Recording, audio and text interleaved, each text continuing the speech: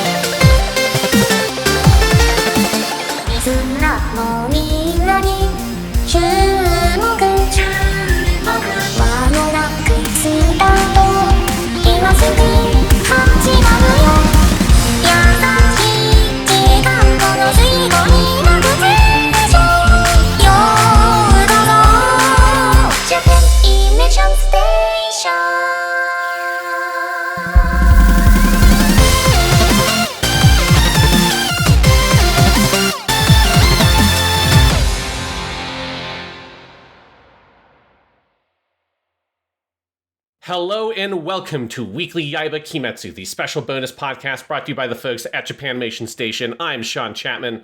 I'm Jonathan Lack. And we are here once again after a long absence for the least weekly podcast ever, Weekly Yaiba Kimetsu, because the new season of Kimetsu Yaiba, the hit anime show from Japan, also known as Demon Slayer, is now out and finished. Season 3 is the Swordsmith Village Arc. We have watched it, and now we are here to talk about it. I'm so fucking excited. This is so good. I binged this. We record these on Sundays. I started Wednesday night thinking I can parcel these out until Saturday night. And instead I watched it in 3 sittings over 2 days and was done Thursday night. And I've just been thinking about it ever since and listening to the kick-ass opening song and just this rocks. What about you, Sean? How fast did you binge this? I intentionally had to slow down because I started rewatching the Entertainment District arc because I haven't watched that since when we talked about it for the podcast when it finished. And I was like, okay, yeah, I'll start at the beginning of this week. I'll start watching that. And then that's 24-ish episodes of anime. There's 3 or 4 episodes in there that are 50 episodes or 50 minutes long. So I don't know. It's hard to break down how many episodes that actually is in terms of viewing time. But I was like, that's enough. That'll mean I'll easily finish at the end of the week. And then I watched the Entertainment District arc almost entirely in one day. I had to physically stop myself to go to sleep because if I can't keep watching. I think I stopped with 3 episodes left after just one sitting on that. And then I finished that, took a couple of day break. And then, I think I watched the Swordsmith Village arc in 2 days. Basically the first half one day, the second half the next. Yeah. All right. Everybody knows we are in the tank for Kimetsu no Yaiba. We love this story. We have read the whole manga. We've talked about all of the anime stuff. One note right away, by the way, we have read the whole manga. We will not spoil anything past Swordsmith Village until maybe the end. If we're talking about the future of the show, then maybe you and I will do that, but we'll let people know. So if you're an anime-only viewer, don't worry. We're not going to tell you what happens to all the characters or anything. But yeah, just backing up. We love this show. Clearly, we watched this fast. I think season 3 is as good as anything else in the show. What about you? Yeah, I think it's phenomenal. I would probably put it a little bit below the Entertainment District arc. I think there's a section in the middle of this season where I think it's a little bit hard for them to deal with the 2 fights going on simultaneously. Yes. Where the manga is able to chunk that up because it's smaller chapters. It's one of the only places where I think the manga has done something better than the anime, specifically, is that the manga could pace that out a little bit easier. But once you get to basically, I think it's episode 8 or 9, the Muichiro episode, the one that it then just buckles down and says, this is going to be a Muichiro episode. That point on, it is as good as anything in this series has been. And then the opening section, the first couple of episodes are also, they're much more comedy focused and much more kind of character stuff before they get into the big fights. But those episodes are as good as those kinds of episodes have ever been for the show. So in general, it's extremely high quality. It is I'd probably put it a notch below on Mugen Train and Entertainment District arc to me. I would agree with that, but I think I do think that's an inherited thing from the manga where I think there are things I think in the manga, I would put Entertainment District Arc and Swordsmith Village on a roughly even plane. Yes. I think there are things in the manga, though, that when you translate them to anime, almost inevitably don't work as well as Entertainment District Arc. One of those being, I think the demons that they are fighting in this season are not as interesting in animation with voices as Daki and Gyutaro were in Season 2. You do not have Miyuki Sawashiro as your big bad this year. That is a tough shoe to fill, right? And I do think, like, that didn't bother me in the manga, didn't really miss a beat with that. I think in the anime, when you have time and you have voices and you and all of that, I just did notice, okay, they have done... The main demons of the last 2 arcs, Mugen Train and Entertainment District, are more interesting than the 2 demons here. And then I do think there's exactly what you're talking about, the divide between the 2 fights, which the Entertainment District arc is... it has a little bit of, like, geographic spacing, but mostly it's just one big fight. This one is just a tougher one, and I agree. I think if they had been able to split it into, like... If we didn't go back and check in with Muichiro once he was in the big bubble until we were ready to get him out of the bubble, I think it would have been a cleaner break in the middle there. But yeah, generally though, I think Ufotable's adaptation is up to snuff. And when I got to the end, like, I think the finale of this season is one of the clearest examples ever of Ufotable elevating stuff from the manga. And I think that tied with some little adaptation choices they make throughout, I think really brought out a lot of the thematic heft of this arc for me. Yes. And overall, I think it's, we are grading, this is on a curve. If we're saying it's a notch below the Entertainment District arc, I think you and I called the Entertainment District arc the most impressively produced season of anime we'd ever seen. So, Yeah, I'd say, like, having rewatched it, like, it is one of the best seasons of TV anime ever. Like, it is insane how fucking good the Entertainment District arc is. And it's such a high bar to clear, and inevitably the nature of the Swordsmith Village arc is that it doesn't have the same propulsive quality as the Entertainment District arc. Even if it is propulsive, like, it's still a show that you you want to kind of gobble up because it's so much fun to watch. But the Entertainment District, like, I don't think I would have been able to watch the Swordsmith Village arc in just one sit through because of that kind of middle section that gets a bit slow. Whereas the Entertainment District arc, you have to fucking fight yourself to walk away from that thing. It's, like, so hard to stop watching. But that, I think, just, like, goes to the nature of this arc in terms of its source material, is it is a little bit slower. It's spending more time setting up other characters, and it's spending time specifically to set up stuff that is going to pay off in the giant final arc. And that's, like, one of the benefits of having read the manga, is I know some of the things that they're doing here maybe feel like a little bit undercooked or something. Like, some of the stuff with Kanroji is not totally done. Genya's character is, like, not finished or whatever. There's still more stuff to do with him. There's a lot of stuff with the larger world building that's being set up here. So there's a lot more specific setup in this arc in a way that the Entertainment District arc and Mugen Train are much more self-contained. They are stories that, like, yeah, there are things that will get picked up in later stories, but, Tengen, the main character, the main Hashira in the Entertainment District arc, he comes back, but he's not a major player in the final arc, really. In the way that, like, Kanroji and Muichiro both are going to be, Genya is going to be. And so that's one of the things about Swordsmith Village that I think also makes it a little bit harder to be at that same level as Mugen Train and Entertainment District, is because it's not really meant to stand on its own totally in the way that those arcs are.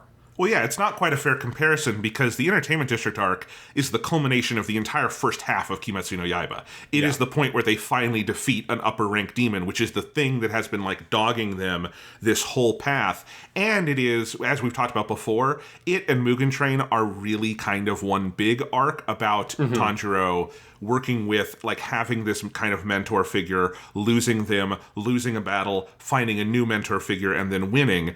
But also, Entertainment District arc, everybody in that season, other than, like, Tengen Uzui, we had basically known before. It is Tanjiro, and it is Nezuko, and it is Zenitsu, and it is Inosuke, and then you have the villains, and you have Tengen Uzui, and his wives, as he is going to tell us. He is a man with multiple wives. But that is a big sort of payoff. You've got all your favorite characters. It ends with this big victory. Swordsmith Village is kind of a reset. The only returning characters are Tanjiro and Nezuko, and everybody else you see on screen in Swordsmith Village is someone who's either entirely new or we've only seen very briefly. Genya Genya, I think, had 2 scenes before this. Yes. You know, we only would have seen Muichiro and Kanroji in the basic context of, like, the Hashira meeting, or when everybody learns that Rengoku died, and stuff like that. So this is very much an arc that is introducing us to a crap ton of new characters. It doesn't have a bunch of our favorite characters from the rest of the story.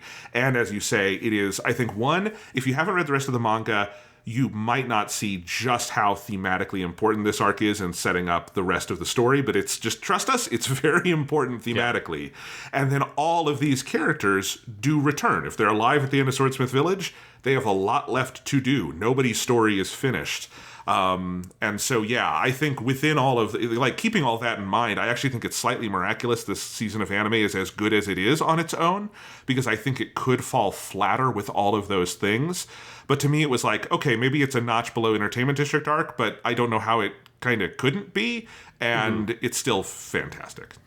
Yeah, no, it's absolutely phenomenal. And it does do the thing that you were kind of talking about a little bit earlier, that Ufotable has done such an incredible job at adapting this series, which is finding the kind of core essential story and ideas and themes at play in Gotouge Sensei's manga, and really bringing that to the forefront and shaping that with such a clarity in their adaptation. And that's where, yeah, the final episode, which is a special, like, 50-minute long episode, which is funny because it doesn't even really have to be. Like, it's got such a clear break where you could have been 2 episodes. But, you know, Ufotable just says, yeah, fuck you, like normal anime scheduling.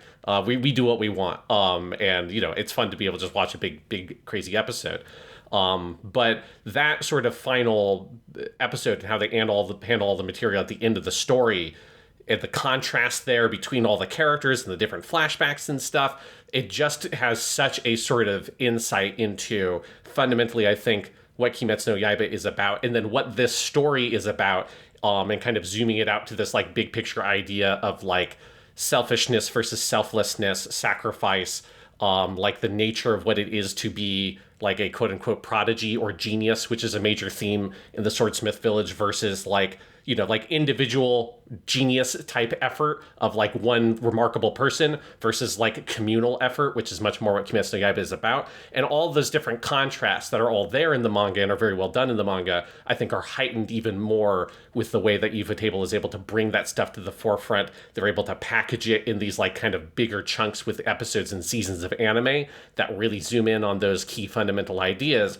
And so that element, which is exactly how I would describe Mugen Train, it's exactly how I would describe the Entertainment District arc, that is absolutely at play here with the Swordsmith Village. Like, they find the essential ideas and the core essence of the story being told in the manga, and they make it even stronger and even more clear, and more kind of powerful with how they adapt it into animation. And that's still the thing that I think is most impressive about Kimetsu no Yaiba as an anime, that continues to make it, like, the best one of these kinds of shows in terms of shonen battle stuff adapting a manga I've ever seen. Absolutely. You know, there were just, I will say, when I read the manga, several of the things I put a pin in as being most excited to see in the anime were in this arc. I think the number one thing I was most excited to see Ufotable tackle, not even because it's a big spectacle, but because of the heft of it, is the chapter, The Mu and Muichiro. And I just knew going into this season there was going to be an episode called The Mu and Muichiro, and it would be one of the best episodes of the series, and it is one of the best episodes of the series. And Swordsmith Village has another couple of moments. The ending with Nezuko, obviously. Tanjiro does this big, crazy dragon slash in the middle that is this big 2-page spread in the manga.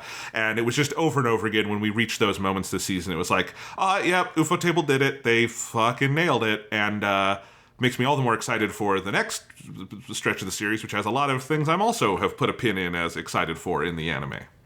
Yeah, no, it's just a great season of anime, as always. Yep. So let's start with the double-length premiere, because not that we're going to talk about every one of these episodes individually, but I do want to hone in on the premiere because, A, I saw it in a movie theater, because this premiere, as Ufotable is wont to do, they plucked out and they put it with the final 2 episodes of the Entertainment District arc, and those came out as a movie called To the Swordsmith Village that played all around the world and grossed almost $60 million for Ufotable in global territories, which is just... Yeah. I was shocked to learn that that movie has its own Wikipedia page because Yes. I was bringing up the Wikipedia page so that I had all the episodes summaries, so I knew where all the episodes broke down while we talked about it on the podcast, and I was like, what the fuck is this Wikipedia? Like, where's the episode list? And then I realized, wait, this is talking about the movie. It has its own. I don't think I've ever seen that because they've done that with a bunch of other Kimetsu Yaiba stuff. They did that with all of season 1, where they, in Japan, they showed them as, like, they packaged them as movies and stuff as well. But those don't have their own Wikipedia pages. I just found that incredibly amusing that has its whole own English language page. I just have to imagine with that much money, they must have made back all of their money for this season just on that one theatrical event, and everything since. The airing, advertisements, subscriptions, that's just like pure profit, right? Like it's an insane moneymaker. Which is not what we're here to talk about, but it's mind-blowing. So anyway, I had seen that premiere in theaters back in March, and then I waited to watch the full season until this week. But even on its own, just as 1 hour in theaters, that premiere is something else, because I think it includes the most impressive CGI showcase we've ever seen from Ufotable, which is the big scene inside the Infinity Castle. Yes, yeah, this has you can tell I think that they had planned it to be a movie type thing pretty early in production because that scene, which is like your opening credits basically for the season, but that scene feels like they knew it was going to be shown in a movie theater because it is pretty amazing, and they just like they lavish in it. They really take their time in this very surreal sequence of Akaza just in the Infinity Castle and all the things zooming past and him in this sort of bizarre abstract space that is incredibly impressive. And it also feels like them like sort of figuring out, okay, for people who don't know from the manga, that is where a huge chunk of the giant last arc is all set in different sections within that castle. And so it's them being like, how the fuck are we going to do that? Like, what are we going to do to try to, like, depict that on screen? Because we've seen the Infinity Castle in a couple of scenes before, like at the end of season 1, and it's always been very cool. And this is them, I think, continuing to figure out how do we want to sort of, like, establish and explore and utilize this space, because it is the most ripe space for Ufotable nonsense. It's the part that feels the most like you're watching one of the Kata no Kyokai movies is that whole scene in this, is because it's just sort of like odd and bizarre, and very surreal, and I'm pretty sure that whole scene is scored just by Kazuya Yuki because you need her and her weird music to help establish this strange space. Yeah, and that whole thing, I so vividly remember sitting in the theater watching it on. They had it on their like biggest screen in the theater. And it was just, it's huge. And like the scope of it, and like there's so many different spaces, and the way all the objects are moving, and like you're moving with, there really is like a scale to it that is like mind-numbing. It is wild. And I think that whole scene, it's basically the first half of the double-length episode is the entire big meeting of the upper-rank demons. And it's accomplishing several different things. It is introducing us to this space, and then also introducing us to all the upper-rank demons, 2 of whom will be our villains for this season. The other 3 we'll get to know in the future. Getting to see all the big-name actors they've cast as these different characters. And, and also doing more with Muzan Kibutsuji himself. And all of that. But it is just like, it's such a cool kind of promise of things to come. And, we'll talk about this later. This is also where I'm like, I wonder if they're just going to do a bunch of movies after this, because this looks big. Yes, no, it's a great scene. And all the stuff they do with like, where Muzan grabs the upper fifth's head or whatever, and like Muzan is like upside down on the ceiling, and he's just holding the head in a sudden cut, and all that shit. Like as Muzan becomes more and more sort of exasperated and angry, and then at the end of the season when he becomes sort of ecstatic with what's happened with Nezuko, I just like this very sort of intense Muzan, right, where he has been a more kind of reserved character or more kind of background character so far, and you just feel him just getting completely fucking fed up with all this shit. It's like, I have made all of you guys, it's been hundreds of years and nothing has fucking happened, and I'm fucking tired of it, and I really just like his whole characterization, his whole deal here. Yeah, that's and it's Toshihiko Seki is Muzan. Yeah. We know him from Gundam. He was Rao Le Creuset. He was Duo Maxwell, and God, he's so good. The more like range they kind of give him to go, because you're right, he's mostly been in a very kind of calm mode, and now it is just like this guy is coming apart at the seams a little bit, either out of anger or at the end of the season out of excitement. Yes. Yeah.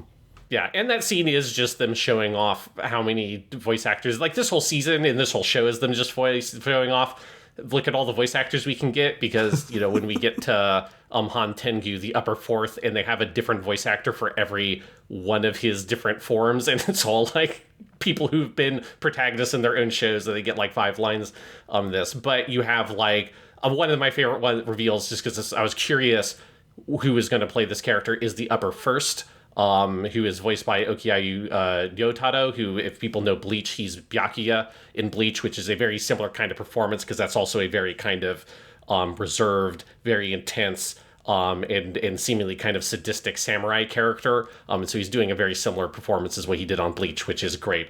Of course, that character, you can tell by the way he looks, that there is a connection there with the first swordsman that we start getting flashbacks to, who's, of course, voiced by Kazuhiko Inoue, everybody's favorite character from Naruto Kakashi.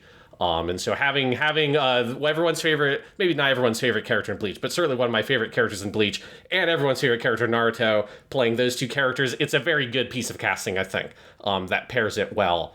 And he's giving a good performance that, like, I'm excited to see some of future stuff where we'll have scenes, flashbacks with those two characters in the past, where they can be kind of paired off together. And then you've got Miyano Mamoru, of course, is back. We had seen him at the end of the Pleasure District arc as the upper second demon, and he is so fucking good. He's so good. He steals the show in this first episode because he's basically the one who is talking the most, and he is kind of needling everybody, and we get the little hint at the end of his weird, like, religious kingdom he's founded and all of that, and God, he's just having so much fun. It's so amazing.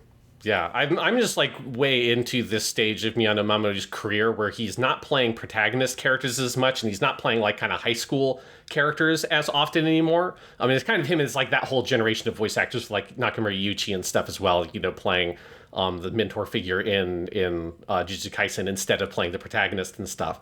But with Miyano Mamoru, it just means he's getting some of these really juicy roles, like Doma here, and yeah, it's so fucking juicy. And he just like leans into every single syllable in a way that is absolutely wonderful. And then you've got our upper fourth demon, Han Tengu, who's voiced by a lot of different people, but it's Furukawa, it's Piccolo, is the old man version. She doesn't have a lot until you get to the end of the season, and I think some of his stuff at the end is really good when you get a little bit more of him being to really play that character. And then the upper fifth, I can't remember the name of the actor. I'm looking through it. You mean Akaza? It's Akira Ishida is Akaza. Or No, he's upper three, third. sorry. Yeah. Upper fifth is... the plot guy. That's Gyutaro, right? Or no, not Gyutaro. Kaigaku? Or is he... No. Gyoko. Yeah, and that's... I couldn't recognize this actor, even though he's got a very distinctive voice. It's Toriumi Kosuke. Yes. He's like Gaia in Genshin Impact. He was the older... Asemu Asano in Gundam Age in part 3 when he's aged up, and he's got such a cool, very distinctive voice, and you cannot tell it's him at all playing that character. Couldn't place it at all. Yeah. It's a really good performance, because it's a very kind of like Kabuki style performance is kind of what he's doing with Yoko, which makes sense because he's kind of the crazy artist character. But yeah, like I was very impressed when I looked it up because I was like, that's an actor I feel like I can usually identify because he's got such a very clear cadence and style to his voice. And it kind of shows off that it's like, when he's not sort of just typecast as the mysterious cool guy, he can do some really different and really good stuff. Yeah. But in any case, as you say, it is an incredible vocal ensemble. I hadn't even noticed the sheer list of actors they've got doing Han Tengu this season. It's hilarious. It's such a flex. It's almost stupid. It's almost stupid how many great actors are playing these little tiny versions of this other character. Yes, but man, what a cool thing. And yeah, so the first half of the episode, all the Infinity Castle stuff is so disturbing and unsettling and cool. And I think it's very smart that this is another one, they could have split this in 2 episodes. The split point is pretty clear. But I think because that first half is so intense, I think it makes sense to put this all in one place. go back to Tanjiro, have him wake up, and have a nice, fun kind of release valve on just the sheer tension of the first half of the episode. And obviously, it's the same idea, I think, as the premiere of Season 2 of the Entertainment District arc, of getting us actually into where Tanjiro is going by the end of the episode. Because if we just cut it off at the middle, we wouldn't even get to Swordsmith Village in the premiere of the Swordsmith Village arc. And so overall, it's a fantastic premiere. It gives us at least a preview of every character in the season, even if some of them, like Muichiro, it's very brief, but we do get to see everybody along the way. Yeah, and it has some of, I think, the strongest comedy Kimetsu no Yaiba has had so far. That whole scene of Tanjiro waking up, which is all from the perspective of the Kakashi guy, Yes. who's one of like the sort of background figures, who's voiced another like a great actor they've got, Eguchi Takiya, who, if you're a fan of Hanae Natsuki's Uno videos, he's Yes. one of the three actors along with Uno Kensho, who does the Uno videos on Hanae Natsuki's YouTube channel. Eguchi Takiya is just like, he's a really good voice actor, but he's a particularly very funny voice actor. And I'm pretty sure he is that, because I remember him playing a very small role in early Kimetsu no Yaiba, and I'm pretty sure it is just that same character, because he has the whole line about like, oh, you probably don't remember who I am, but I was that guy who said like, is this Tanjiro guy for real, back in episode 23 of season 1, basically. And he literally almost like breaks the fourth wall. And that whole bit that he has of him sort of like seeing the world through the eye of like all the insanity of Demon Slayer through the eyes of this like just a random dude in the background who's bringing fucking a cake to Tanjiro's bedside. All that shit I just thought was incredibly funny, and him realizing that Tanjiro is awake and has woken up from his like month-long coma, and him just screaming at Kano like, what are you doing? Like, you gotta shout, you gotta like freak out, like, haven't you ever like done this before? And he just runs into the hallway and just shouts at the top of his lungs. All that is great, but then the ultimate payoff of Inosuke having been just like upside down gripped onto the ceiling for that whole scene, and Tanjiro's just been staring up at him while he was talking the whole time. It's just, I like rewound and watched that scene 2 or 3 times because I just thought it was fucking hilarious. It's great. It was very fun to watch with a crowd at the theater screening.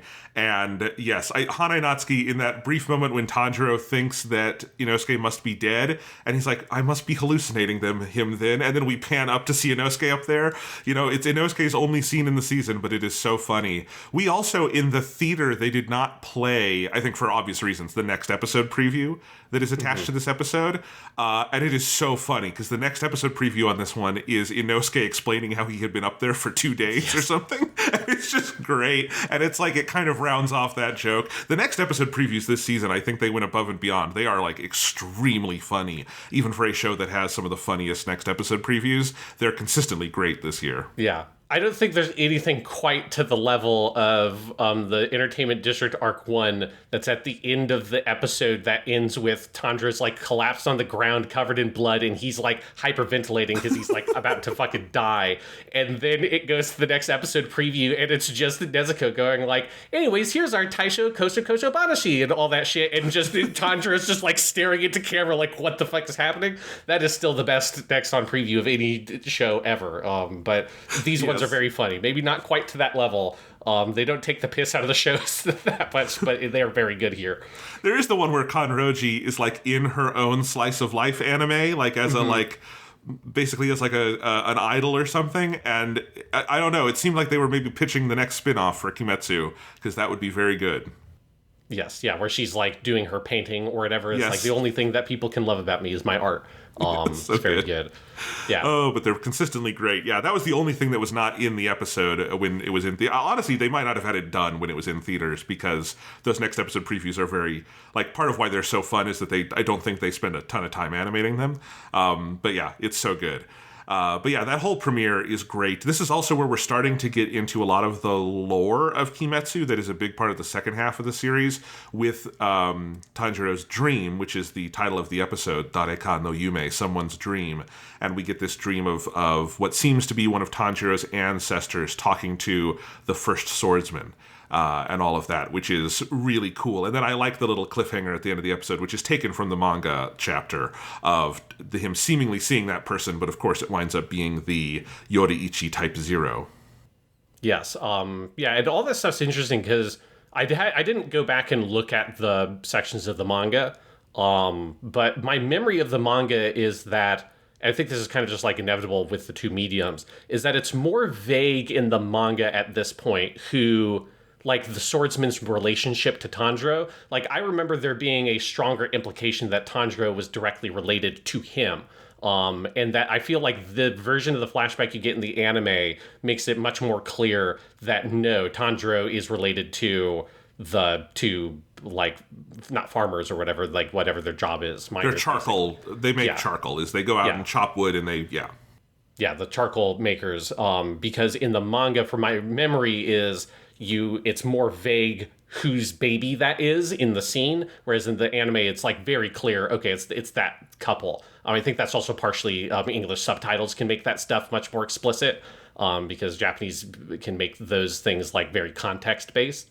But yes, it makes it, I think, pretty clear that no, Tanjiro is not related to the first swordsman, but he has some sort of memory to him. And obviously that's all stuff that's going to be very important as it goes forward. But it does set up the stuff with Muichiro that you get later in the season, where you learn Muichiro is a descendant of the first swordsman. In fact, I think that's just established in the next episode after this. And so he has an actual blood relationship to that guy in the flashbacks, whereas Tanjiro has some vague memory of him, but doesn't seem to have any actual, like, inherited genetic traits from that character. And it is intended to be somewhat ambiguous, especially in the manga, because Tanjiro has a very striking resemblance to both the first swordsman and to his ancestors. We come to learn that part of that is the whole, like, mark on his head, and that's been something that was hinted at in the entertainment. And the earrings, which he has, the Hanafuda earrings, which is something that the first swordsman has, which is the other, like, very obvious connection that has come up before through the demons, because whenever the demons see those on Tanjiro, they kind of freak out a little bit. Yes, and that is how Muzan tells them to find Tanjiro, is look for the kid with the Hanafuda earrings. So all of that is cool, and I think you're right. I do think in the anime, just somewhat inevitably, you add color, you add voices, you're going to have framing that is a little less subjective. You can't do little paneling things. It's always going to be filling the frame, right? It's going to be a little less ambiguous as a dream sequence, but I still think they do it very well. And I remember people in the theater were very angry when it cut to black, and they were like, I want to see who this guy is. And I'm like, and I was kind of like, should I just tell them, oh, that's just like a doll that Tanjiro is going to fight? That's not the actual first swordsman. You'll learn about him later. Yes, it's whole thing. One other thing in this first episode is obviously you get like an introduction to a bunch of the characters you're going to see, like Genya and Muichiro, but like in particular you get Kanroji, who isn't like, one thing I was surprised at, because I just remembered her being in this season or this section of the story more, even though I don't think she is. I think it's just the character makes such a huge impression that, like, in my memory she had more stuff to do in the manga, but in reality, like, she's mostly here at the very beginning. And I had forgotten that she leaves the village and then comes back. I think that's one of like the main things I misremembered about this arc, is I thought she was just there when the attack happens.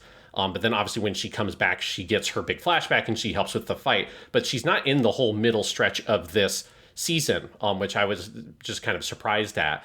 But her intro, I love. I love what they do with her relationship with Nezuko and how much they kind of like. It's so good. I feel like it's emphasized even more in the anime of how, like, because there aren't that many female characters in the series, and so it makes sense to me that, like, Nezuko looks up to Kanroji as this sort of, like, role model, basically, as this, like, other lady who's just, like, kicking massive ass, but is also, like, can be very, like, nice and affectionate at the same time. And, you know, you have the whole scene of Tanjiro braiding Nezuko's hair to look like Kanroji's, and all of that, like, that relationship that's built up there. I just really love how they did it here. Yeah, there were two things I misremembered about Swordsmith Village Arc, and one of them is exactly what you said, which is that I remembered Mitsuri Kanroji being in it more, and I went and looked, and yeah, it is the show did not, the UFO table did not, like, take out scenes with Kanroji. That would be a weird thing to do. But she is, beginning and ending of the arc. And then also, this is a huge season for Nezuko. I forgot how much Nezuko, she is just one of the main combatants in this season. Yes. She is in parts of the Entertainment District arc, but they put her back in the box because they're worried about her, demoning out and all of that. And there's the whole scene where she almost bites someone. But she is just one of the main fighters, along with the Hashira and Tanjiro and Genya. And I think, obviously, all leading up to at the end when she survives the sunlight. This is like the best stretch of the series for Nezuko so far, especially in the anime. Just, it's so good. Yeah, and I think there's something about them, I think, really sort of highlighting that relationship with Kanroji and giving more of a focus on Nezuko there as well. That makes a natural transition to her being a more prominent character. Because this is the top tier Nezuko stuff all throughout this season. If you really like that character, they just really nail it here. But also this is where Kanroji, you just get a lot of her with Hanazawa Kana's performance. It's just a voice actress I adore. And so you just get so much good stuff, as well as if you kind of have a crush on Hanazawa Kana, which I kind of do. There's one scene that you just want to listen to with headphones, which is when she whispers in Tanjiro's ear. If you just want 5 seconds of Hanazawa Kana ASMR, that's there for you. It's so good. And it's the only time Tanjiro has ever been shown to have any of sexual desire is when she whispers in his ear and he does the classic horny anime nosebleed thing, which is just I think it's fucking hilarious having Tanjiro do it, because he's holding a plate of rice balls and he lifts it up above his head and then blood shoots out of his nose because he's horny. But I think it's interesting the way that scene plays, of where earlier they do the sort of, the thing where Kanroji is running down the steps and her breasts are about to fall out of her robe or whatever. And Tanjiro does a very Tanjiro thing where it's stop, your breasts are going to slip out. He uses the word chibusa in Japanese for breast, which is the most Tanjiro, very old world, very proper way to refer to someone else, that part of someone else's body. And he is just sort of tries to close it for her, but there's nothing pervy about it. It's very Big Brother, helping his little sister get dressed kind of thing. I just found it interesting, that contrast of where he does and doesn't have that kind of romantic attraction to Kanroji, which is not a big thing in the series. It's not they're paired together as romantic pairing.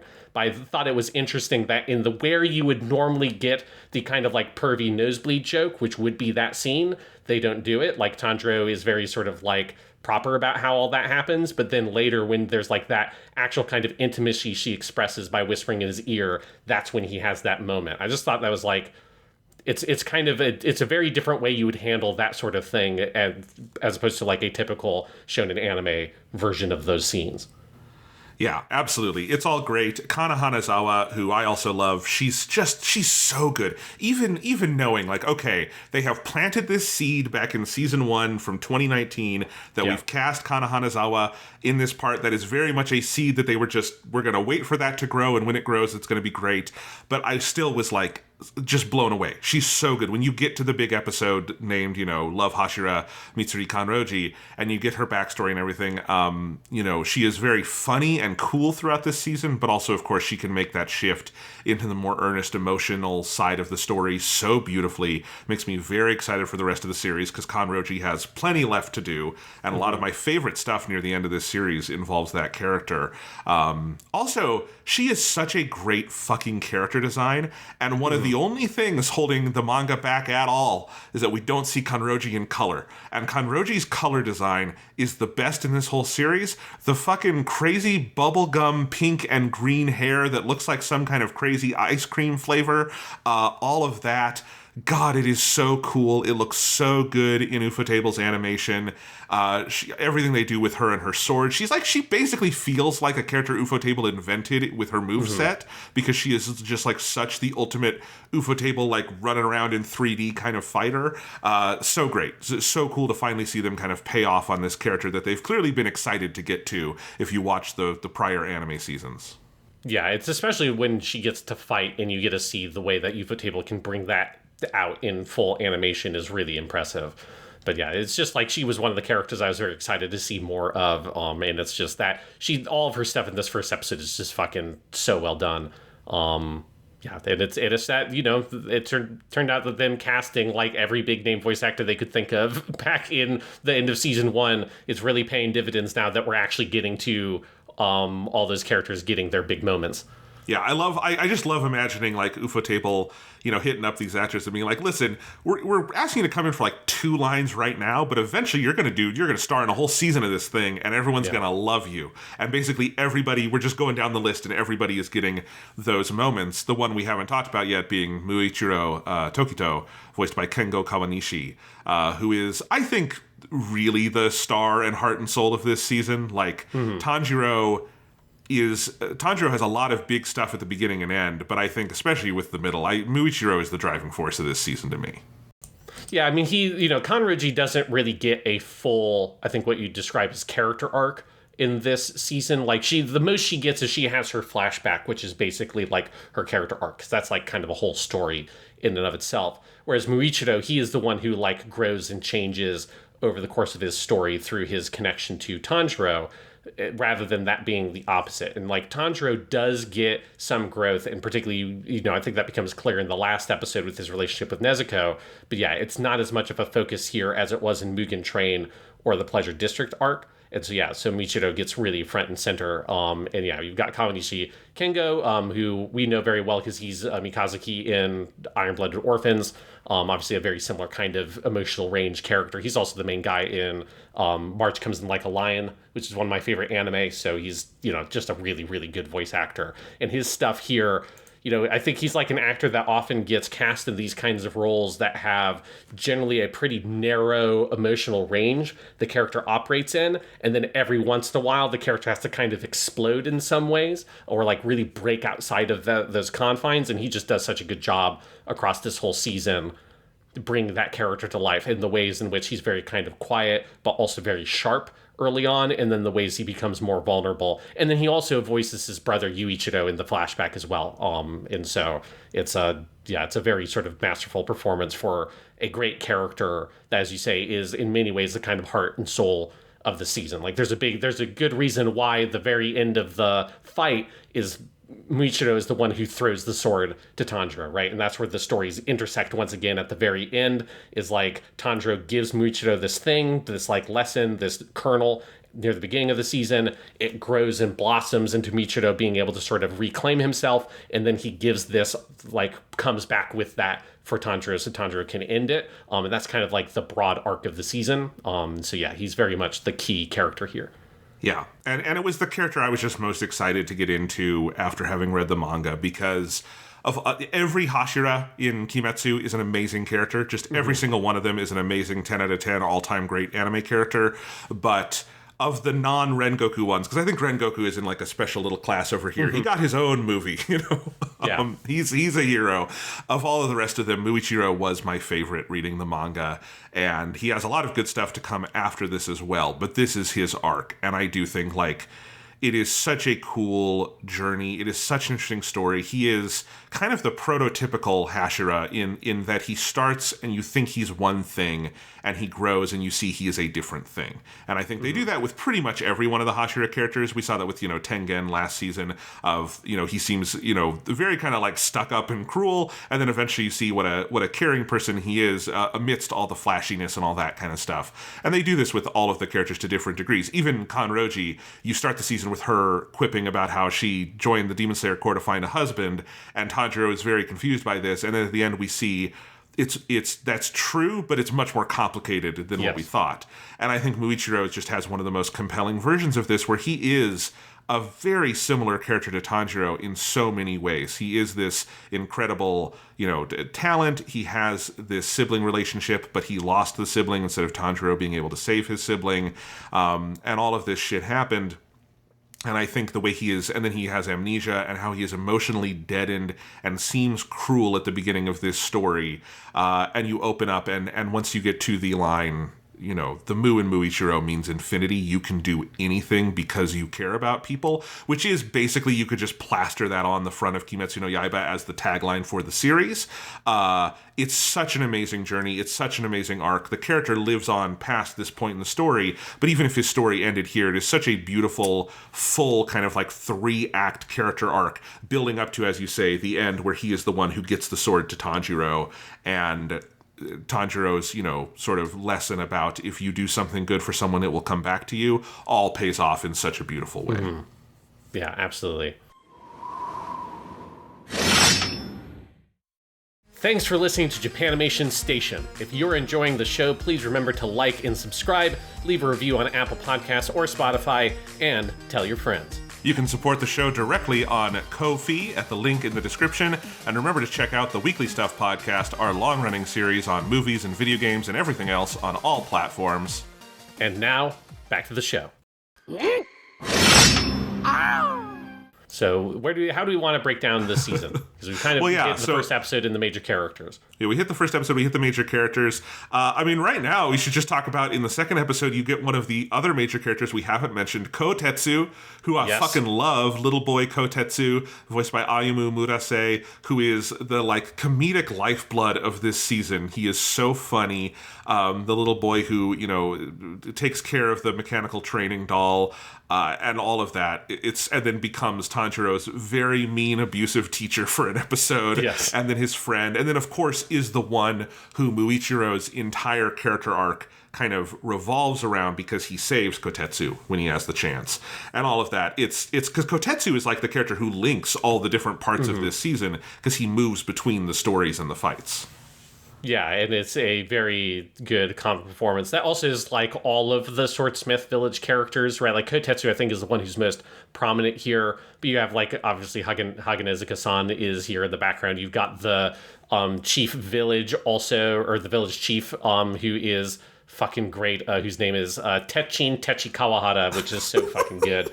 I love all the village characters in Kotetsu, particularly because they're the heart and the lifeblood of this arc in so many ways, because it's about protecting them and this village, and the thing of them creating these swords is so much of what the season is about. And Kotetsu is, especially being a kid, it feels like he represents all of that because he's the one who has all this potential still to grow and kind of live up to this legacy of his family and all of that, or he could end up getting snuffed out early by these demons, and so it adds that kind of fundamental stakes and tension and represents what the Demon Slayers are here fighting for in this arc. It's just a great character. Murase Ayumu, of course, we know very well as Venti in Genshin Impact, is kind of the big thing I've seen him in. I know he's in Haikyuu. He's one of the main characters there, which is the thing that most people are actually going to know him from. But if you know Genshin, it's Venti. It's just one of the best performances in that game. So it was fun to have him here as well. And I just think the whole message of this season that Kotetsu really represents, and particularly his relationship with Muichiro, of this notion of you have these prodigies, right? Muichiro is a prodigy from his bloodline, and then Kanroji is a prodigy because of her sort of unique body, that she has these super dense muscles or whatever that allows her to be this amazing and very unique fighter. But neither of them, but that doesn't matter if they don't have a sword, right? It doesn't matter how good you are or how much of a genius you are or whatever. And also it obviously undercuts the notion of them just being geniuses they also train their fucking asses off in, blood, sweat, and tears and all that. It's not nobody's a prodigy on the back of no effort. That's not a thing that exists. But even if you were, that doesn't matter because you can't do anything on your own. You need other people. You need a community that supports you and it provides for you to be able to do the things you need to do in the world. And that's exactly what Kotetsu is, right? And if Muichiro had ignored Kotetsu's plight early in the season, when he's I need to go prioritize the village chief first, and and all that, and he has this very logical breakdown of what he does and doesn't need to protect, when and how, and Kotetsu is at the bottom of that totem pole.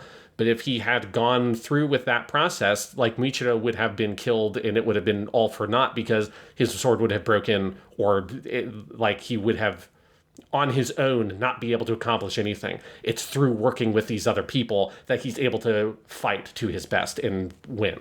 Yes, and in fact, and I think we should just have a thematic conversation about the season right here, because all of this is important. But one thing I want to say, I'm going to respond to a random commenter on our YouTube page from 2 years ago. But when we talked about the Entertainment District and Mugen Train arc, we made the point that the big movement from Mugen Train to Entertainment District is that realization that nobody is ever going to beat one of the upper-ranked demons alone. It's just not possible. That's the whole idea there at the end of Mugen Train, is that Rengoku is the best of these people. He is so capable, he is so brave, and he absolutely does this admirable, amazing job on Akaza, but it isn't a fair fight because Akaza can regenerate and he on all of these things, right? And if Rengoku loses an arm or gets stabbed, that's it for him, and that's not the case for Akaza. So, Rengoku absolutely outclasses this guy, but he still loses. And so the movement then in the Entertainment District arc is they do beat an upper rank demon, but they only do it because they all work together and they fundamentally have this realization about that. And I did have a commenter, or it might have been on Twitter, I don't remember where this was, but someone commenting to me like, hey, you're forgetting about one case. And I was like, and they were talking about Muichiro killing, what is it, Gyoko? Gyoko, yeah, Gyoko here. And I didn't say it at the time, but watching it here, that is wrong. He does not beat Gyoko alone. He does the finishing blow alone and all of that. But there's that whole section of this season where Muichiro is in the big like water, bubble that Gyoko has created, and he is drowning, and he cannot get out of it. And he tries it. He can't do it. And he's going to die until Kotetsu, the boy he saved, comes in and gives him his air, like this very literal air, the breathing, the lifeblood of this series and all of their techniques. And that is how Muichiro is able to get out of there. And if it weren't for Kotetsu, he would have died in a very embarrassing way, frankly, right? And Muichiro learns that and is humbled by that, and he takes that forward. And so, in a very real sense, nobody does this one-on-one. And that is, of course, what this whole season is about. There's and I think you tie that into, this is also a show, and this will become clear more as we move towards the ending, but this is also very much a show thinking about, generations, and I think a lot of, this is something I think that sometimes I see in reactions to Demon Slayer from Western readers who maybe don't have a background in this. This show is just very deeply informed by Eastern spirituality in a way that I think a lot of anime is not to the same degree. And it is thinking about things like reincarnation and the wheel of Dharma and the idea. This is a whole idea in this season. It's basically Tanjiro's whole idea is this sort of karmic idea about how there is this interconnectedness, this fundamental interconnectedness. And I think all of that is going on here. There's the conversation Tanjiro has with Kotetsu in the second episode where Kotetsu is so sad about the machine being broken because Muichiro is a dick. And Tanjiro gives the whole idea about, well, maybe you won't be able to fix it, but maybe you'll be able to create the conditions by which someone else will be able to. And I think that is what this entire season is about, and it's setting up what ultimately this whole show is about. Yeah. So let's talk about some of the spiritual stuff there, because it is very fundamental to Kimetsu no Yaiba in a way that, as you say, I think is most anime is informed. I mean, all anime is informed by Japanese spiritual thinking in the same way that all American and Western fiction is informed by some way by Christ in the Bible, yes. Right? There's a reason why, even if you're trying not to, it's pretty fucking hard to avoid Christ metaphors often because it's so baked into the way you think about stories in your worldview, even if you're not a religious person. And so it's pretty omnipresent in Japanese anime and fiction, but it's usually kind of in the same way that stuff is omnipresent in Western fiction. It's not omnipresent in a way that they're intentionally examining it or that it's about that. It's just sort of the background radiation of making a story within a culture. It's going to include elements of that culture. Or it's something like Dragon Ball, where it will include it, but it's not as a big dramatic element. It's more of the fundamental composition of the world and have fun with it and that kind of thing. Here, though, in Kimetsu no Yaiba, and I think this is something that you can miss the way that I think I did for a lot of when I was reading the manga. If you're someone who is not religious or not spiritual, I have a tendency to take things that are represented spiritually as just purely metaphor and just move on from that, because that's just how I view the world in real life. But in Kimetsu no Yaiba, you can't really view it just purely metaphorically. You're meant to understand that it literally is happening. At the end of the Entertainment District arc, when they have a scene that represents Gyutaro and Daki in effectively limbo, how is what we would refer to it, and Gyutaro is on his way to hell. He's telling Daki, go to heaven, and she's like, no, I'm going to go with you. We'll be together forever. And they walk together into Jigoku, or hell. That is a thing you're meant to understand has literally happened. It's in a metaphysical sense. It's in a spiritual plane. But the afterlife actually exists. The cycle of reincarnation actually exists. Karma actually exists. Those are all real things. Those are actual spiritual forces at work in the world of Kimetsu no Yaiba. It's not purely symbolic. And so you can't So if you're trying to approach the show and break down the show's story and what it's saying and what it's doing, you can't just sort of dismiss it as a thing that is metaphorical. It's something that you really need to incorporate. Like when Tanjiro in this season has that moment where he's training and he has this sort of flash of, and it's kind of a very funny moment, but he has this flash of, oh, I'm on like the river Sanzu, which is basically the river Styx, more or less. And like, there's all these other spirits and they're massaging me. And he goes, momi, momi, momi, momi. And then they're massaging him and he falls into the river and he sinks to the bottom. At the bottom, he sees a glittering stone. He grabs it and then he wakes up and all of a sudden he has this ability to, he sees it or perceives it through smell because that's the mechanism by which he does it. But he's able to perceive the world on like a deeper, more fundamental level, which is a thing that continues to happen at the end of this season. He's able to literally see through the demon and he's able to perceive through the demon's body and see that little demon in the heart of the bigger demon's body. That's a thing that will continue to develop in the last arc. Like, those are things that you're meant to understand he's literally doing. Like, I think he is in tune with some higher spiritual plane. He has connected with the afterlife in some way in that moment, and he's come back from it with like a Matrix-like ability to be able to perceive the world on a more fundamental level and see through these sort of like physical shell and these sort of the material things that we perceive the universe to be. He's able to perceive through that to something more fundamental. Something that Tanjiro's always been able to do. That's always what his smell thing is. They never explain his smell thing as he's like an X-Man mutant character. It's that his nature as a person and the way he has lived his life gives him the ability to be able to perceive the world on a more fundamental level, so he can tell where demons are. He can tell what people's intent is, and he perceives it through smell. But that's just the physical mechanism through which he perceives something more fundamental about the world. And that's like, those elements have been through Kimetsu no Yaiba so far, but it's definitely becomes much heavier here in this arc where, yeah, like this is about karma. It is about the idea of you exist as one small part in a much larger cycle, in a much larger world, and whatever you do as part of that cycle, that affects everything else. And if you live your life in like a just and righteous way, in the large scope of history, right? Maybe not even in your lifetime, but in the large scope of the world, you living a just and righteous life will have just and righteous things happen in turn, and the world will move in a better direction because of that small influence that you have. That's Tanjiro's fundamental worldview, and that fundamental worldview is in direct opposition of everything that the demons in Kibutsuji Muzan represent, because they want eternal life. Their sin is that they want to be removed from the cycle of reincarnation. They want to be removed from that sort of fundamental relationship of nature and the spirit, and that is their great crime and why they cannot exist, because it is a crime against the natural order of the world.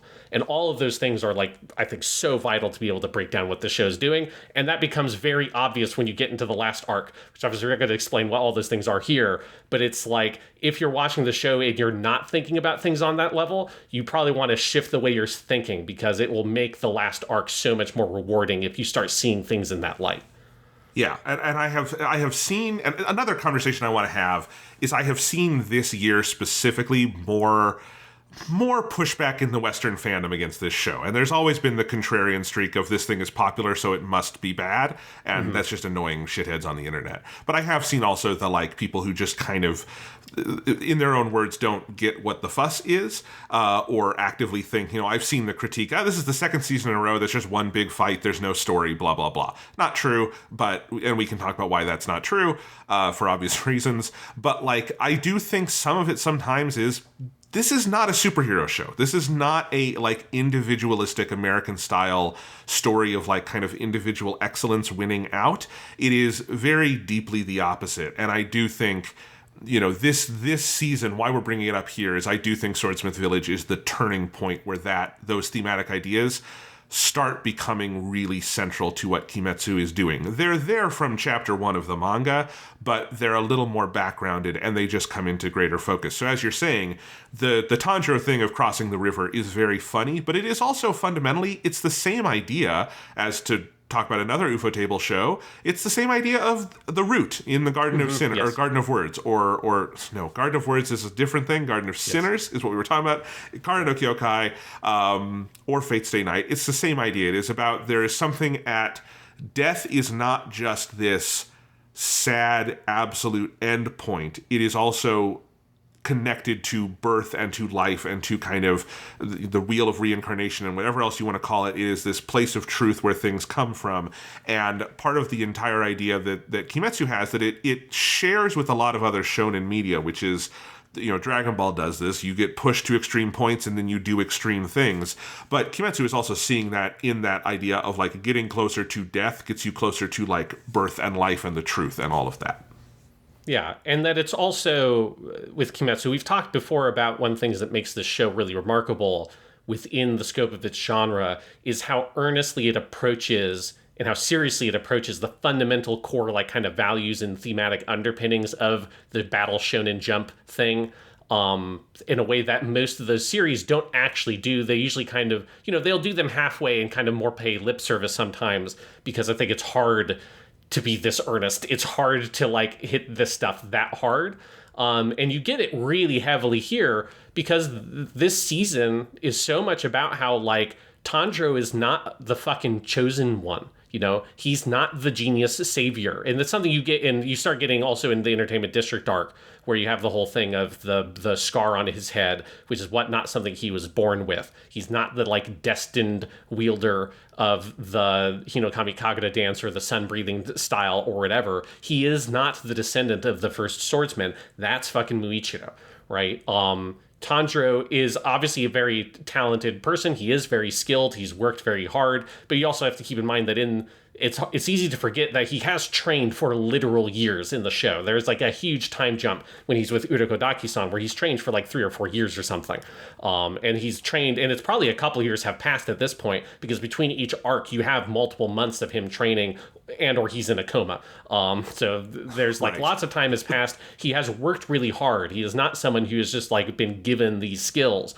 He has had to work incredibly hard to get where he's at, and he is not capable of beating these fucking demons, like, ever. Like, he's not even close on his own. Like, he's nowhere near as good as Muichiro, right? If it was just Tanjiro fighting the upper fourth, Tanjiro would have been dead in like 2 fucking seconds. It's because he's got Genya and Nezuko with him, and then later, when Kanroji comes in, that Tanjiro is able to survive, and he's a very capable fighter. He's a very capable, like, thinker and tactician and all that kind of stuff. He's a very valuable player, but no matter how valuable the player is, one valuable player can't win a game of fucking football or basketball or whatever sports metaphor you want to make. He needs to like work in this larger context with this larger team.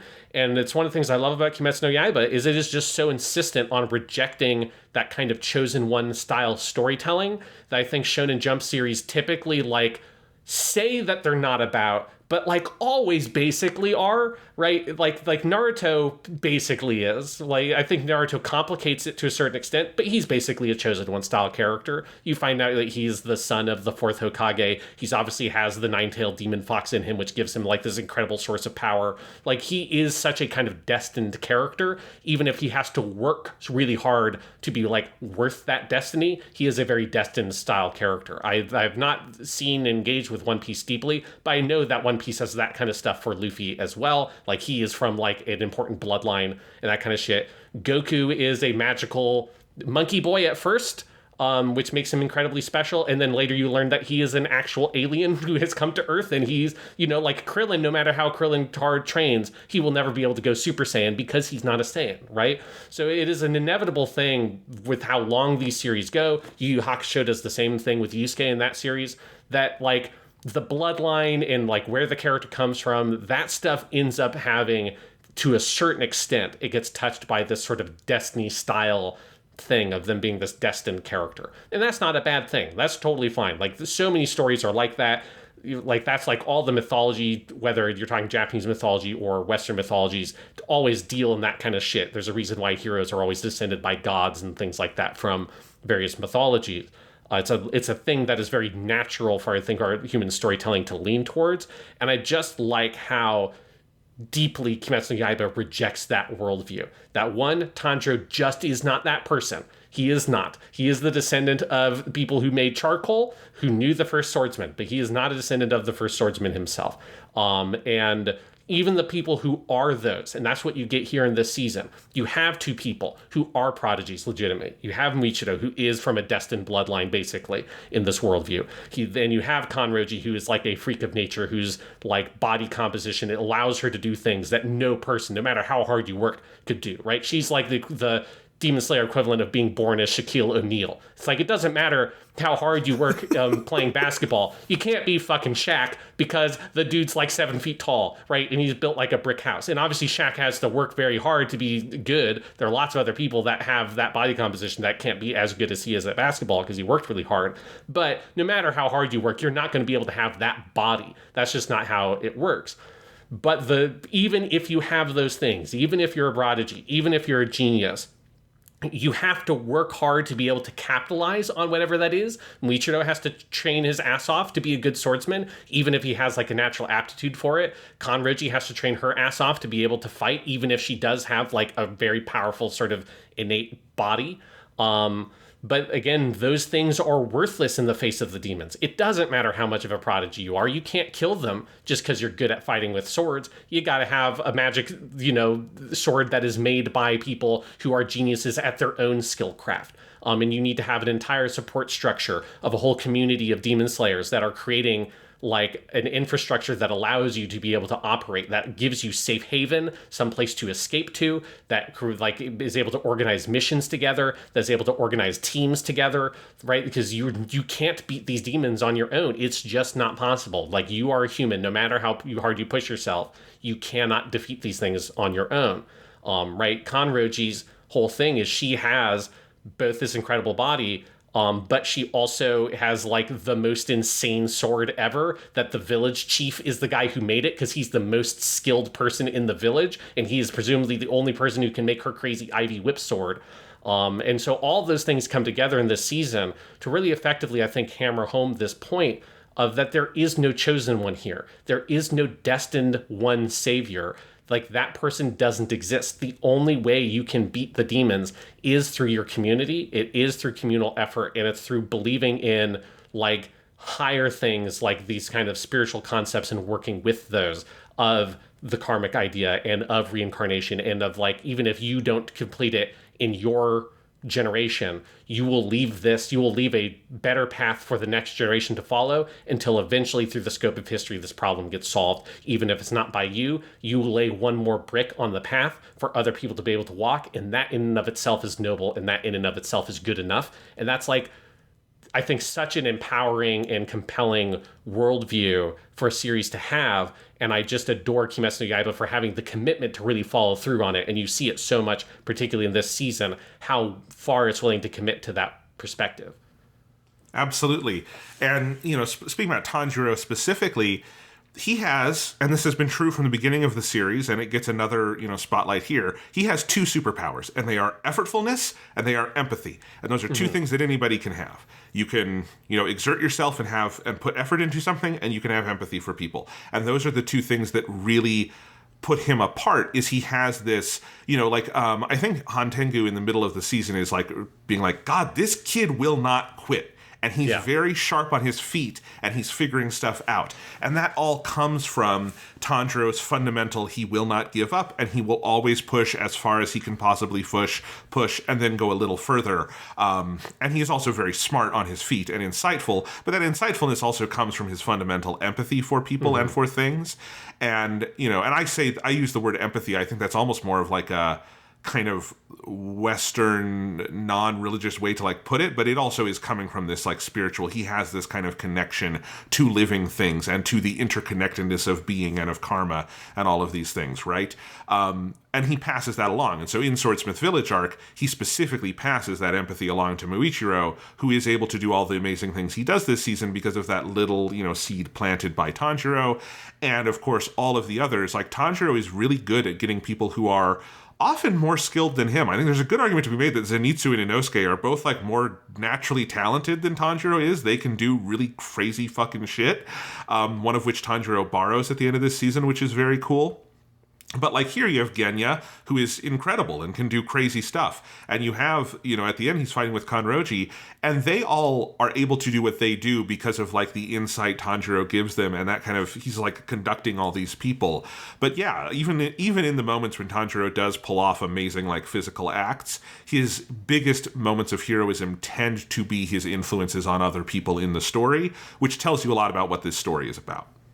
Yeah, and I don't want to go into it too far because it sort of edges on manga spoiler stuff, but like just like to head off, I think, a criticism that people might have, which is like the mark thing, right? Which is like the closest thing that Kimetsu no Yaiba has to a Super Saiyan is at the end of the Demon or the Entertainment District arc, Tanjiro awakens to that, like the actual mark, the thing that is sort of in that prophecy or whatever of like the first swordsman. He uses that, and that's what gives him this burst of strength, seemingly to be able to kill Gyutaro there, or like cut his head off. And then in this season, you see both Tanjiro is able to now call that up by will. That's part of that scene you were alluding to earlier with his flaming sword, and he does the cool thing where he cuts off all the demons' heads. But then also you see Muichiro awakens to it, and you see Kanroji awakens to it. And like that mark thing is something that's going to be like explained and explored in the next story arc, but it is like fundamentally tied to all of these ideas, that there's a reason why Muichiro and Kanroji are able to awaken to that mark after they are like touched by the empathy of Tanjiro, right? Like that's like that thing you're talking about of like Tanjiro's empathy and his like sort of spiritual understanding of the world is passed on to Muichiro, and it's after Muichiro is able to process that he too is able to access that kind of deeper power. And there's a lot more that goes into that we won't get into, but all of those different elements are all in the service of that larger storytelling goal and that larger kind of like thematic idea at the heart of Kimetsu no Yaiba. And then the other thing that I guess like this is kind of going to the ending, but it's another thing that I've seen this criticism before, and I think it's one of the places where the spiritual storytelling stuff is really essential to understand like why Kimetsu no Yaiba is structured this way. Is I know that there are people that are like disappointed by the explanation of how like Muzan became a demon, which we get at the very end of this season, and then also you have like Nezuko seemingly magically being able to survive the sunlight, and that has like a sort of like prophesied destined child sort of thing. But both of those moments are framed in very specific ways of that Nezuko is only able to survive being hit by the sunlight after she has made an act of self-sacrifice, right? She has decided, I'm going to kick Tanjiro away. I'm going to make him go do the thing that he knows he really needs to do. He knows this like the best thing to do is to go save those people. Like, and she makes that act of self-sacrifice. Before that point, she is burning in the fucking sun. It is once she does that is when she is able to stand in the sun now, because she has spiritually like purged herself in that way. She has done the one thing that no demon has ever done, that we have ever seen. She makes an act of truly like noble self-sacrifice. And the demons are defined fundamentally by their selfishness, because that is then directly contrasted with, very intentionally so by Ufotable here and how they frame it, and why I think one of the reasons they wanted it as one episode, is you then get the explanation of how Muzan became a demon, and it's super simple. He was 1,000 years ago in the Heian period, he was dying from some disease. A doctor was trying to help him out. Gave him this experimental medicine that used the blue spider lily or whatever. The blue spider lily is a MacGuffin. Like, that part is not actually important. It's one of the things that Muzan misunderstands. And he takes that medicine. He thinks the medicine doesn't work. And then he brutally murders this doctor. A guy who was just trying to help Muzan. Muzan kills him just out of, like, spite for the whole world. Because Muzan is a cruel, spiteful person who he just wants to outlive everything else. He has this line where he says, I wish I could just kill everything. Because if he's going to die, he doesn't see the purpose of the world continuing on without him. Because the whole world exists for his pleasure and his purpose. And it's like cruel that he's being taken out of it by this disease. And so he murders that doctor. And it's after he murders the doctor that all of a sudden now the medicine works and the medicine turns him into a demon. That's like, what turns him into the demon is that act of killing the doctor. And I think that, like, that's not me saying that that's symbolically. I think that's literally why he turns into a demon. I think if he hadn't killed that doctor, the medicine would have done nothing. He would have just fucking passed away and re-entered the cycle of reincarnation and all that stuff. Because he murders that guy, it taints his soul, it corrupts him, and that's what turns him into this monster. In the same way that if Nezuko had not decided to kick Tanjiro away, I think she would have burned up in the sun, and that would have been the end of the story for her. It's because she makes an act of self-sacrifice that she kind of purges herself, and that's what allows her to be this new thing, a demon who can live in the sunlight. And so to me, it is extremely intentional how those moments are framed, the order in which things happen, and that we perceive physical reasons for why this occurs. Like Tamiyo is testing Nezuko's blood. She sees there's a physical mechanism through which these spiritual things operate. There's a physical mechanism through which he becomes a demon for Muzan, but that is just a physical mechanism through which the spiritual operates, and it's the exact same kind of thing as like the fucking midichlorians in Star Wars. I was about to say that. I knew we think the same way, Sean. Yeah, because it's all the people who are just like, oh, midichlorians in Star Wars just ruin what the Force is. It's like, no, it doesn't matter whatever it is. It's just a physical mechanism through which like the spiritual interfaces with the physical world we live in.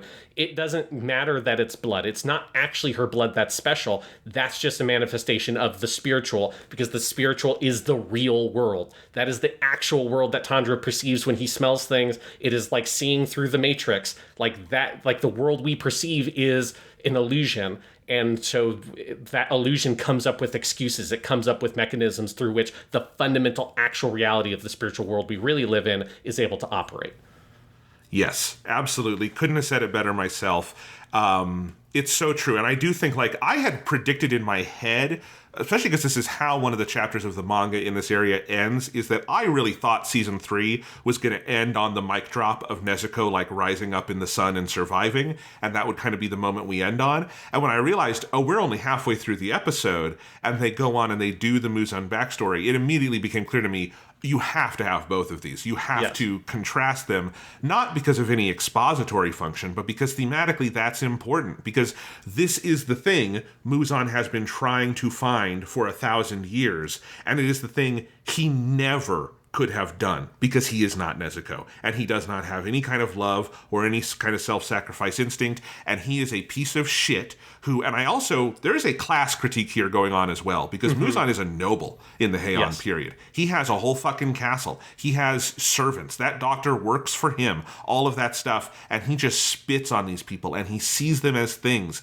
and he carries himself like nobility in the present day as well, right? And there is absolutely a class thing going on there, I think.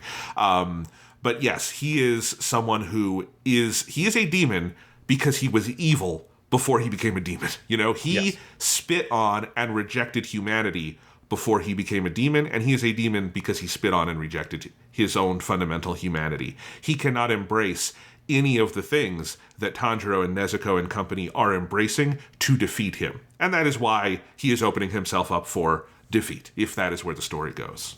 Yeah, it is just like, there's something I love about how it's so small and cruel and petty what he does. There's no reason for him to kill this doctor. It's just out of this petty spite at the world and all this shit.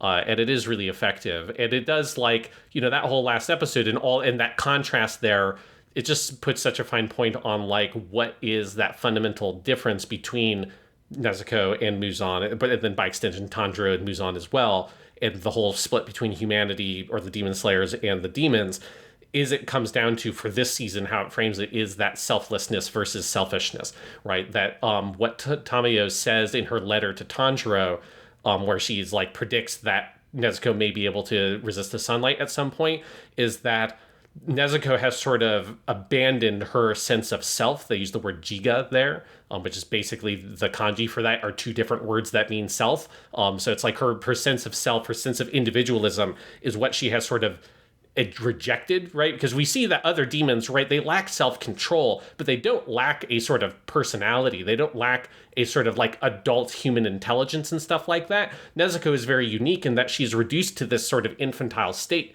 for most of what we have seen her. And she's slowly been rebuilding that up until this season, where she does seem very sharp, very intelligent, very responsive to what people tell her, right? So it's like you have seen her slowly growing over the course of the show. And at this point, she does just sort of seem like a normal person with superpowers that happens to have a muzzle on her mouth, not like a weird baby creature that has superpowers, which is kind of what she's been for most of this. But she has rejected that and abandoned that individualness and that self in order to protect something that's more important. And Tamiyo doesn't say what it is, but right, I think you can very clearly see that it is both Tanjiro, but it's also humanity in general, right? That she has rejected those things in order for her to be able to be still an agent of sort of like goodness in the world. That she doesn't need to have her individuality to do that. She can trust her brother to point her in the right direction and to kind of guide her, but she doesn't need to be an individual in order to do good things in the world in that way. And she reduces into a much more kind of primal state while she slowly builds herself back up to be able to have that again. And I think that that's such a like kind of beautiful way of framing the nature of the thing that like the other demons would never be willing to do, and the thing and like the big sacrifices Nezuko has made for herself in order to be to achieve this unprecedented thing is she has reduced herself into an infantile state in order to be kind of like symbolically in this case be reborn in that way, where all the other demons we have encountered would never make that choice. They're so self-centered. They're so self-obsessed. They would never be able to abandon their sort of like individualism and individual identity for some sort of greater goal or purpose. And certainly Muzan would never be able to do that. And so there's something I think very poetic about the way that Tamiyo sort of frames that in her letter to Tanjiro. And this even comes down to, I've already said, I don't think the two major upper rank demons here are the most interesting, but they are still thematically appropriate for this season in a bunch of ways. Gyoko is also a prodigy. He's an artist. He loves to create things. Now, as a demon, he's creating things through murdering people and stringing their bodies together, and that's horrible. But, he is an interesting foil for Muichiro on that same level, right?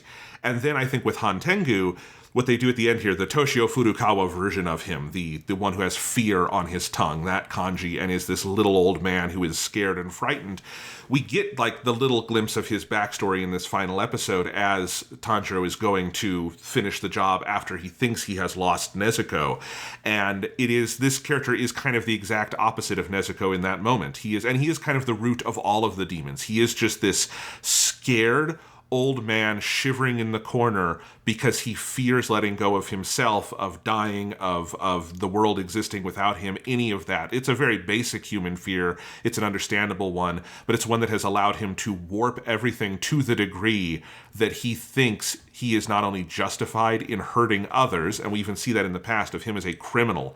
He thinks that all justifies it, but that anyone attacking him is, as he says, an awful villain. They even name one of the episodes after that whole rant that one of them goes on of how can you attack this poor helpless thing? And he's not a poor helpless thing. He is someone with agency who has made choices and has come to this point, and now he's going to pay his just desserts. And I think you contrast that with Nezuko, who is on the surface more of a seemingly helpless child, and kind of, she gets carried around in a box and all this stuff, right? But she is not that thing. And in fact, she self-actualizes very powerfully on top of that. And in the moment when the chips are down and she is facing the end of her life, she is fundamentally thinking about what is the most good my brother, this good person, can do, and it is to save those other lives. And it's just a very strong thematic contrast. Even when they are not the flashiest, most interesting characters, the upper rank demons are always really well thought out foils for the heroes.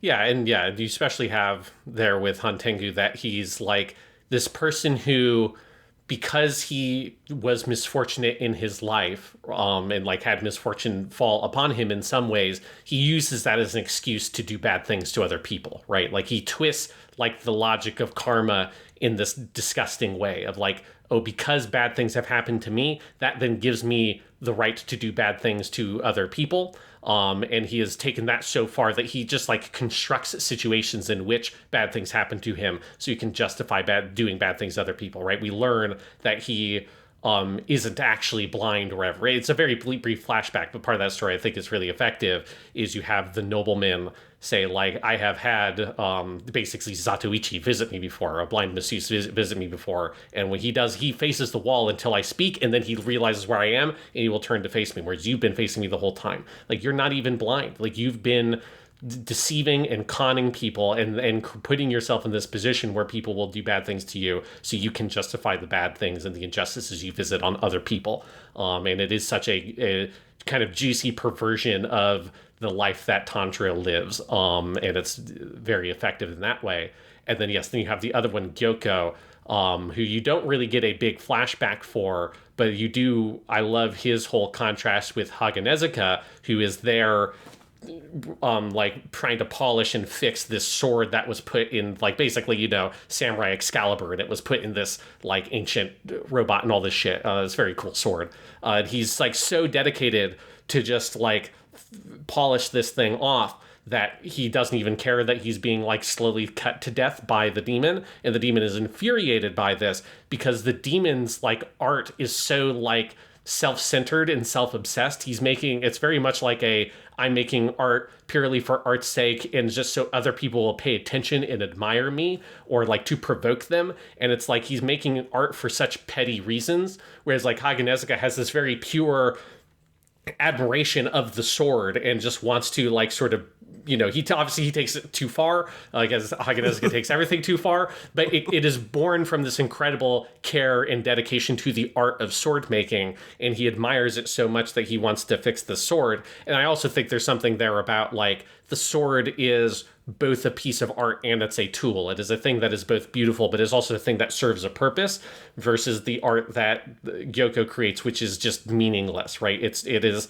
you know, it feels like it's sort of like a critique by Gotouge Sensei of the kind of like very navel-gazing modern art movement that you can have, where it's just like, it's so pointless. It's become so abstract and so removed from anything else that it's like, you can get those artists that feel like they're playing the game of art rather than creating art. And that's so much what Gyoko feels like he is. He's such an exaggeration of that. And he's also doing it by like obviously literally hurting people, which is the in that world, the worst thing that he's doing. But it feels like it's there to represent his pursuit of art, which is also perverse. It is contrasted very directly with the art that the Swordsmith Village pursues. Absolutely. And I love that even a character like Haganezuka, who has been purely comic relief up until this point, becomes, and he is still very funny in this season, even when the poor guy has lost an eye and all this shit. But he becomes part of the thematic tapestry of the show. And there's actually a really super touching moment when you realize that the reason he is so weird around Tanjiro, and the reason he's chasing him up trees and rejecting him and all this stuff, is that Tanjiro is the only one who puts up with him. Everyone else has left Haganezuka because he is too intense, he is too into his shit, and everybody eventually gets fed up and goes and gets a different swordsmith. And Tanjiro would never do that. Tanjiro is so loving and understanding that he always thinks Haganezuka is mad at him, when Haganezuka is really just mad at himself because he's sad he's been making swords that keep getting shipped and broken and all this stuff. I don't think you can blame Haganezuka for the sword Tanjiro lost throwing at Akaza at the end of Mugen Train. That is a Tanjiro fault. But yes, he's feeling all of this. And so when he gets this moment of he has this ultimate Excalibur-style sword in front of him, and he's going to make Tanjiro the best goddamn sword in sword history. He's going to do this amazing thing. He's going to polish this for 3 days and nights.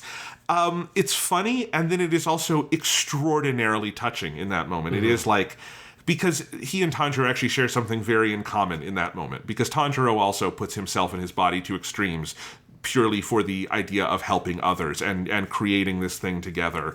And they're kind of made for each other. That's the only swordsmith Tanjiro could really have, right? Because that's the person who's most like him. Yes, and I do love that moment in the first couple episodes of this season where it becomes very apparent of like, oh, Haganezuka is a weird guy. Like, yes. Because I think for a long time, he's the only swordsmith you've met, so you just assume, oh, they're all like this, right? They all must be these like weird hermits in the mountains or whatever that wear these Hyotoko masks and all this shit, and they're just like kind of, you know, all fetishize their swords and all this stuff. And then you get there and all the other swordsmiths are like, no, that dude's fucking crazy. Like, no, he's weird as shit. It's like, yeah, of course your sword got broken or chipped. You're fighting like weird demon monsters. Like, yeah, that's going to happen. Like, that's fine. That's why we're here, is to make your swords and to fix swords for you guys. Yes. It's totally normal and fine. And it probably is more of a sign that like the swordsmith maybe could have made a better sword for you. Like, we take it as a matter of pride that we want to make a sword that's not going going to break. And I just love how much it sort of puts Haganezuka in context early on in a way that's funny, but as you say, then sets up this much more kind of powerful moment of him being so dedicated to making that sword, and that sword being the thing that ultimately is what ties the Muichiro story to the Tanjiro story, and then Tanjiro is able to cut off the head of the last demon. All of it is connected through that fundamental act, which ties the whole story together and kind of brings it full circle in many ways. Absolutely. So I hope we have established so far in this conversation that actually Kimetsu no Yaiba has a lot on its mind. This is a very smart show. There's a lot of themes going on. And I want to transition that into, I want to talk about the action sequences and how cool they are and all of that stuff. Mm-hmm. But before we get there, I also just want to address the critique that I hear more and more from the Western fandom. I don't know if, I kind of doubt this is a thing in the Japanese fandom, but maybe there's weird contrarians there too. Of that, oh, this show is just fighting. Last season was just one big fight. This season is just one big fight. It's so boring. Why does anyone care? And I have heard that from various sections of the internet. That was the extent of Anime News Network's review of this season, for instance. If you want to go look at that, it's very weird. But like, I have a couple of responses to that. First, this is a shonen battle show. If you don't like watching fighting, that's fine. It would be kind of like if you went to a musical and complained that there were too many songs. It's what the genre is, so maybe lay off on that. But more importantly, it annoys me when people look at something that is action-centric and assume it is therefore light on story, because that is not true. I actually just wrote last night a piece that is going up the same day this podcast is on my newsletter. It's the Weekly Stuff Wordcast. You can go find that at weeklystuff.substack.com. And I'm writing about all of the Indiana Jones movies, because the new one is coming out at the end of this week. And I was writing about Raiders of the Lost Ark. And one of the things that has always annoyed me about modern criticism of Raiders is that you have your internet contrarians who just assume that because something is popular, it must be bad, and therefore they have to reverse engineer a reason to hate it. And the thing with Raiders is people have come up with this absolutely ridiculous critique that indie doesn't affect the plot, which is just factually wrong, but also misses how much, although Raiders of the Lost Ark is a movie primarily built around action and kineticism and movement, there is a very active story and character arc going on in that movie that is very smart and very well written, and you can find all of that. And I finally put this all to paper because I just am so frustrated by that brain-dead critique. And I think I could apply a lot of what I was saying there to Kimetsu no Yaiba. It is true that the previous season and this season, most of what is happening in the 11 episodes is action, but that is not meaning that there is not story and character being conveyed through all of that. It is a shonen battle manga.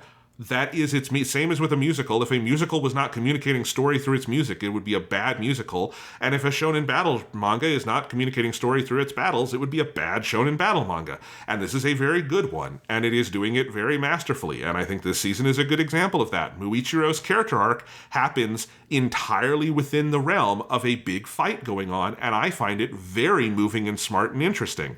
What about you, Sean? Yeah, I think obviously I agree that, and I think it's, it's true of so much like the really best sort of action stories. It is about telling the story within the action and the characters expressing themselves through the action and things like that. That helps build out the whole narrative. And it's something like I think about a lot with Kimetsu no Yaiba in particular. Is the way that it builds its plots, I think, are so effective. And it's something that Ufotable in particular does incredibly well on how they package them together. It's particularly Mugen Train, I think, is where this really starts. Where you have, I don't think I talked about this on those podcasts, but you have the Japanese, for people who don't know, Japanese has a sort of the storytelling kind of structure that if you're Japanese, how you kind of break down stories is a term called Kisho Tenketsu, which is more or less the Japanese equivalent of our introduction, rising action, climax, falling action, that kind of thing. Or 3-act movie structures can map onto Kisho Tenketsu very clearly because you can analyze Mugen Train as being a 3-act structure. And Mugen Train is a extremely teachable 3-act structure, yes. Yes, and Kisho Tenketsu is the framing that a Japanese person would use in looking at an American movie rather than saying 3-act structure. So it's that same basic concept, but there's some quirks to the Kisho Tenketsu structure that I think can sometimes lead it into doing things that I think are very interesting that are a bit different. And Kimetsu Yaiba is a good example of it. Basically, what Kisho Tenketsu is a 4-stage plot: the Ki, Sho, Ten, and Ketsu. Ki is the opening. It like introduces all like the basic elements of the story, like the characters and the setting. Sho is a continuation. It is something that continues all the major elements you just had in the Ki. 10 is the twist. That's where some sort of radical new element is introduced into the story that is probably like unexpected, that creates a new element. And then Ketsu is the conclusion, although it's also the binding, I think of it as sometimes, because the kanji is the character for like to tie or to tie a knot. And that is where you combine all the narrative stuff that the Ki Sho section is introducing and the radical new element of the 10 into a climax that ties the whole story together. Most of the time, again, this is like not particularly different than what you think of as a 3-act structure or rising action, climax, falling action. They map pretty clearly, but the 10 and Ketsu sections of Kisho Tenketsu can sometimes lead to slightly different like narrative structures or choices that you wouldn't normally expect, because the 10 or the turn does not have to be something that's set up earlier in the story. It can be something that literally just comes out of nowhere. It's a totally radical element, unset up, unestablished earlier in the story. And that's something that I think most Western narrative structures just aren't particularly comfortable with, introducing a totally unknown element deep into the story. Mugen Train is a perfect example of this, because the Ki section is everything at the beginning of like all the dream stuff on the train, I would say is all the Ki. It's setting up all the elements. Sho is the direct continuation of that, which is them fighting the train demon and beating him, I would say is the end of the Sho section. And the 10 is Akaza showing up, right? That is this radical new element that is inserted into the story that changes everything. And Akaza is not set up. He is not foreshadowed. You have never seen that character nor had that character intimated to you at all before at all in Kimetsu no Yaiba. It's the only time he shows up immediately is just bam, here is Akaza. And now all of a sudden, this is just a different story. And on first viewing, I think you would are meant to go, what the fuck is happening? Who is this guy? And what the hell does he have to do with like the rest of the movie I was just watching? Because he just comes out of nowhere. And then the Ketsu of Mugen Train, to me, starts with Tanjiro's speech after Rengoku has lost, where he yells like, "Nigarana," like, "Don't run away, you coward, don't run away." And that's where it becomes clear the thematic relationship between the Kisho, the train section, and then the 10, Akaza, that both of them are about the demons who are sort of pursuing this sort of ideal, this dream life, or this life of Akaza of like being this immortal martial artist that he offers to Rengoku. And Rengoku's rejection of that and Tanjiro's rejection of that philosophy ties together that the dream thing that first demon was doing and the offer to become a demon that Akaza is giving and becoming immortal, those are fundamentally the same thing. That like the same philosophy underpins both of these villains, and that comes together and sort of blossoms into this celebration of mortality, what it is to be human, and passing something on rather than trying to keep your dreams or your life for yourself. And that's the reason why the Ketsu, that conclusion in that structure, can be really powerful, because you're in this kind of very enigmatic, very kind of strange section of the story where you're not sure how it connects to everything that came before it until everything sort of ties together very beautifully in that final narrative section. Entertainment District Arc does the exact same thing. The key is them going to go investigate the Entertainment District. The Sho is fighting Daki. The 10 is Gyutaro shows up. And then the Ketsu is basically everything at the end of the fight and then winning the fight in the flashback with Daki and Gyutaro. Because at first, how Gyutaro connects to all the stuff of all the time we spent in the Entertainment District is not clear. Like, how is he connected to the ideas of like the beauty of the Entertainment District and the Oiran society and all that stuff? We spent a lot of time establishing. Daki is a very natural continuation of all of that work. Gyutaro feels like he comes kind of out of nowhere. And then you come to understand, oh, he is the darker reflection of it. His relationship with Daki is one of where she is the sort of like the beautiful, visible part and the valued part of the Pleasure District. Gyutaro is the invisible and the worthless part, what people consider to be worthless. And both of those are a necessary part for the kind of corrupted and sort of decadent and gross society of the pleasure district, that it creates both of these things and it destroys both of these kinds of people and uses them up and spits them out. And it's also the same thing that Tengen is, because he is also a ninja whose life was invisible and worthless, and the reason he wants to be flashy is for people to think that his life and the life of his wives matters, and he's another reflection of that. And all of that becomes so apparent in the last episode of that season, which is that Ketsu, which ties all those things together, and it gives you that rush of, I think, like powerful emotion, where the whole tapestry of the narrative that has been mostly action, it's mostly been big fight scenes so far, the relevance and the interconnected and thematic nature of all of those things becomes tied to into a knot and becomes like very clear and powerful as an emotional experience for the viewer. And I would say Village Swordsmith Arc, I think, is a little bit weaker because I think what it's doing is having two Kisho Tenketsus. And the Tanjiro side is kind of very prolonged because it fits Muichiro's own story in there. But it is doing the same basic thing. Muichiro has a very clear Kisho Tenketsu. The key is all his introduction and him being a dick to Kotetsu. The show is him seeing Kotetsu on the way to going to the village and being attacked by the demon thing and him deciding to help him is a very clear continuation. The 10 is Muichiro being defeated by the demon and captured in the bubble, which is not what you expect. Muichiro's supposed to be so good. He's supposed to be able to win these kinds of fights. And everything in the flashback is also that. Then the Ketsu is how that idea of that Tanjiro, that seed he planted in the Kisho section, that comes together to Kotetsu breathing into the bubble and him being able to escape. And that's the Ketsu. That's just how these ideas of him, of all of his flashback and the life of Muichiro has led, and all these little things we saw in the Kisho come together, and that's your climax there. And then I would say for the Tanjiro story, it's very protracted, but I would say the key is all the stuff in the village. The show, or the continuation, is the first section of the fight with the demons, because all of that is set up by the first episode where you see the demons are heading to the village.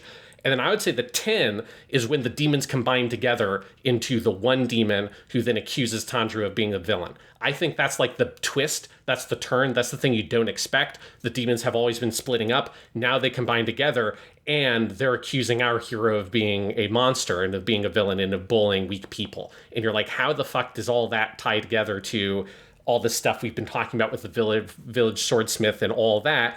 And then the Ketsu is Nezuko's decision to sacrifice herself and everything that happens there. And that makes it clear of this idea of like the way in which that demon belittles himself and puts himself in a corner, it uses that as an excuse to hurt other people, is this dark reflection.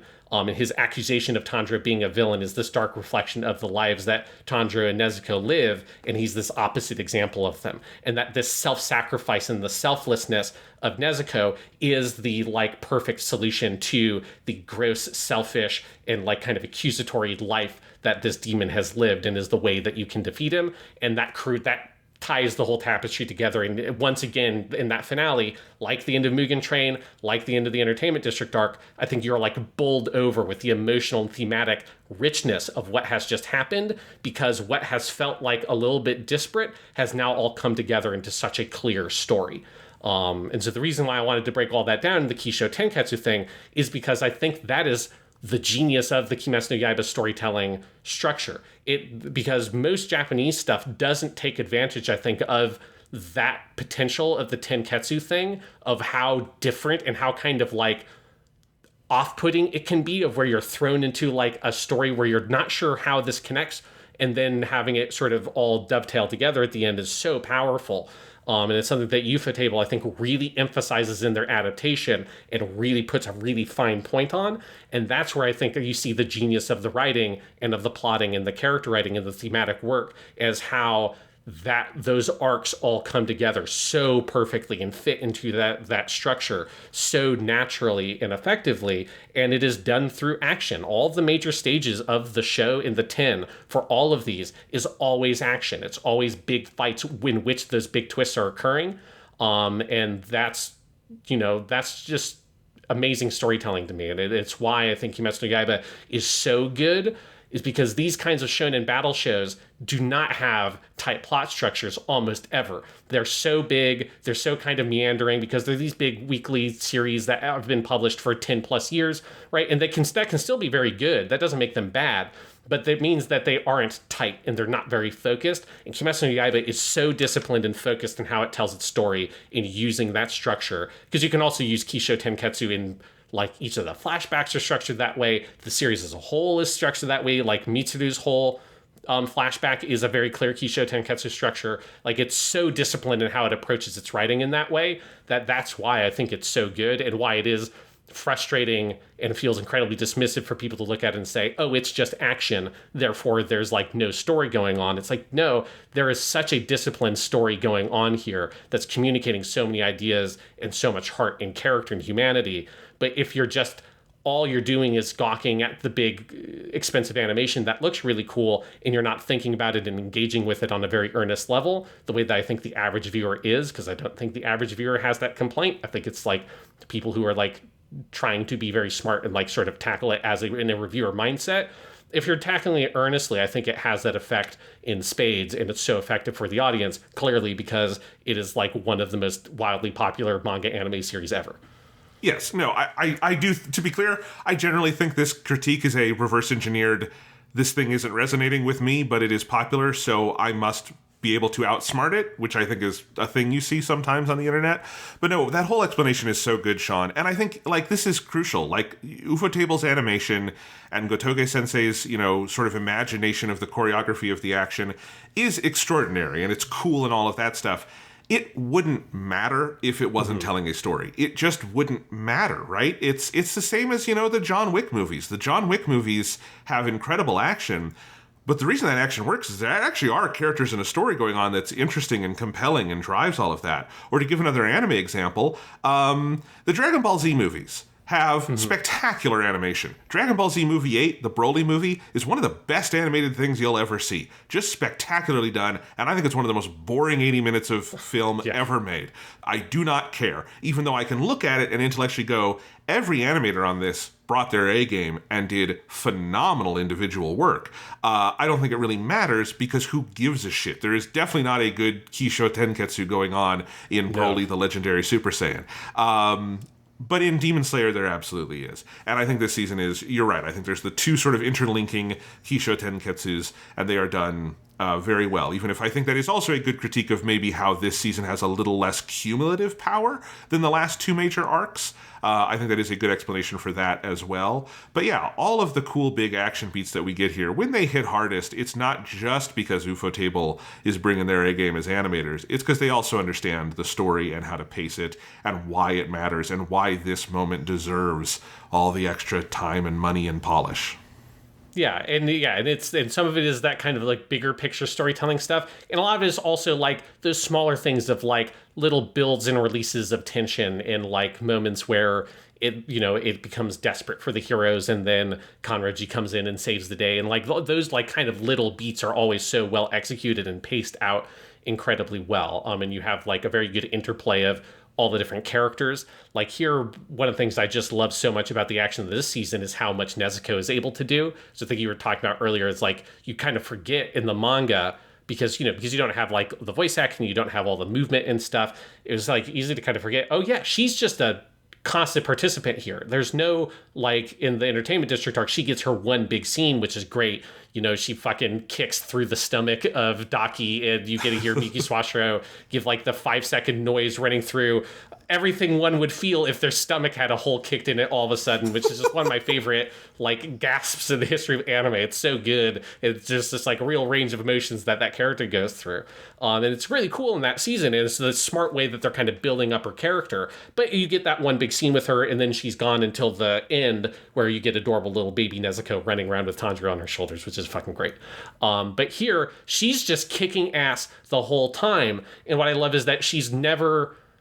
that's never like that. She's never undermined in that, right? She's never sort of tempted to go attack any of the humans or anything. Like, it's where you feel the buildup to her being able to stand in the light is how much she has begun to rebuild herself in her self-control, and that she's just, for this whole fight, she is just another one of the demon slayers, and there's no like if, ands, or buts about it, which is what makes it appropriate when she's able to kick him off, is because it's like, no, like, would you be doing this if it was Inosuke? Would you be doing this if it was Zenitsu? No. You would trust them to find some way to survive, and you would do your mission as a demon slayer. It feels like that's what Nezuko's communicating. She's part of the team as well. She's been a part of the team the whole time. She was a part of the team in the fucking Mugen Train fights, which is what Rengoku tells Tanjiro at the end of that movie. She is a part of the team in the entertainment district. She just needs to be pulled back a little bit. She's part of the team here. She doesn't need special treatment. And I love how much all of that, that's all action, because Nezuko doesn't have any dialogue. She just goes, And, you know, Kito Akari is the best actress in the world at making mumbling noises.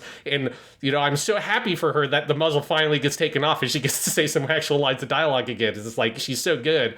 But, like, all of that stuff with Nezuko is purely through action, because she's a character that can only commit action. She can't have any dialogue. Yes. And here's another character who is communicated to us through action this season, who we forgot to talk about earlier, and I'm sure someone was screaming at the podcast, and that is Genya, who is the other major character here. And I can't believe we forgot to talk about him, because honestly, Genya is one who I love in the manga, but primarily for some things that happen later. I think he read much stronger to me in the anime for this section. And part of that is I just think the actor, Nobuhiko Okamoto, one of the many cases of someone they cast years ago for that one scene in season 1, just trusting, hey, eventually you're going to have big scenes. He brings a fucking A game to this. I think his performance as this, you know, foul-mouthed asshole, kind of with a heart of gold, is just fantastic. And this is a character who, you know, really just seems like a total dickhead, and you're very... I think Tanjiro is confused why he's a demon slayer. We're confused, like, what is this dude doing? And then when you see what he's up to, he is such a fascinating combatant, because he is a dude carrying around this sawed-off fucking shotgun with Nichirin sword shells in it. Yes. And he can regenerate and all this stuff. It's incredible. And actually something interesting the anime does is... there is more exposition of what Genya's deal is in the manga, because the manga has a neutral narrator for a lot of it that is not brought into the anime. The anime does the narration for everyone else, so when Tanjiro is thinking or Muichiro is thinking, we hear their thoughts, but the anime has always not adapted the third-party narrator, and so the third-party narrator will tell you, like, hey, these are, you know, Nichirin shells in his gun and some of that stuff, and I think some of the details about him eating demons, I think there's more of in this section that I presume we're just going to get in the anime later, but I think just because of how cool he is in the action sequences, and you just put it together, like, oh, that must be what his bullets are, and this must be what he is doing to have this crazy regenerative power. He's a perfect character for an arc like this, and it's really cool to see him in action here. Yeah, it's very fun. And like you, I felt like he read stronger here. Like, because most of the stuff, I mean, I remembered him, like, being introduced here and him fighting this section, but most of the stuff I remember for Genya is on the final section, because you get, that's when you also get the stone Hashira and all that stuff that Genya has a relationship with. The wind Hashira is his brother, and then... Yes, but then you have the Tomokazu Seki character, who is the Hashira that Genya works under, right? Because he's got the Namida Ami Dabutsu, the Buddhist prayer, and all that stuff connects to that character. So it's like you get a lot more stuff with Genya later on. That's the main stuff I remembered. But yeah, he's really good here. And yeah, there's, you know, he fits really well into the overall, like, thematic thrust of this season, where he is, you know, a counterpoint to all the other characters, where if we have a couple of prodigies in Muichiro and Kanroji, and someone who is, maybe we wouldn't call a prodigy, but is, like, exceptionally skilled in Tanjiro, Genya's, like, should be a scrub, right? He's like a dude. He tells you in one of his, like, flashbacks or whatever, he can't use breath techniques. Like, he just can't do it. Like, it's like, for whatever reason, no matter how hard he tries, he just can't do that. But he still wants to fight demons, because, you know, a dude with that face probably isn't going to be, like, you know, doesn't look like he wants to be a swordsmith. That guy looks like he wants to fuck shit up. And so the way he goes about that is he has just a totally different fighting style. He has this thing, we'll learn more about, of him eating demons and being able to, like, get some of their powers that way. And then he also has his sawn-off double-barreled shotgun, like a badass motherfucker, and he just goes and he fucks up demons. And it's a cool way to show that it's a much bigger world, right? That like you can play a role here as a frontline combatant even without having like all the magic, it's not actually magic, but the pseudo magical sword shit that other characters are able to do. He can't do that. He can still hold his own in a fight. He just has to go about it through other means. And I think that all ties together very well. And then I just love his relationship with Tanjiro. Right. I love it in this with Tanjiro. It's fun having, he is, speaks totally informally with Genya, because Genya is just like, to him, it's like the equivalent in like Japanese would be like a classmate. And that's like, he just speaks to him so informally, just wants to be buddies. And then I like with Muichiro, Tanjiro calls him Tomioki-kun. He uses that. So it's like, he's a little bit more formal. But because Muichiro is so young, he's basically the same age as Tanjiro, he's like not using honorifics in the same way he is with Kanroji.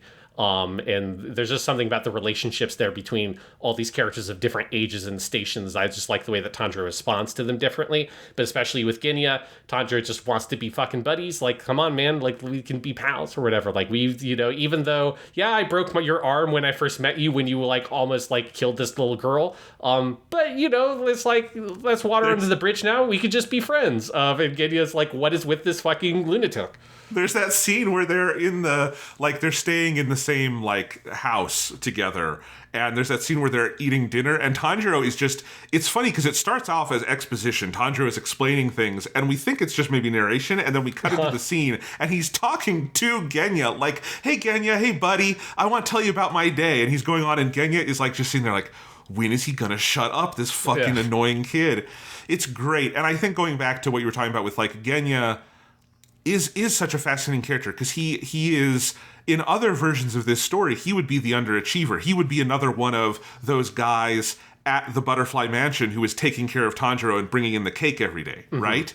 Who has just accepted, hey, I don't have extraordinary powers, but I can help out in other ways, and that's great. Everybody contributes, right? But Genya's like, no, I'm going to go fight the demons even if I can't do this, so let me get my sawed-off shotgun and let me start eating demons, right?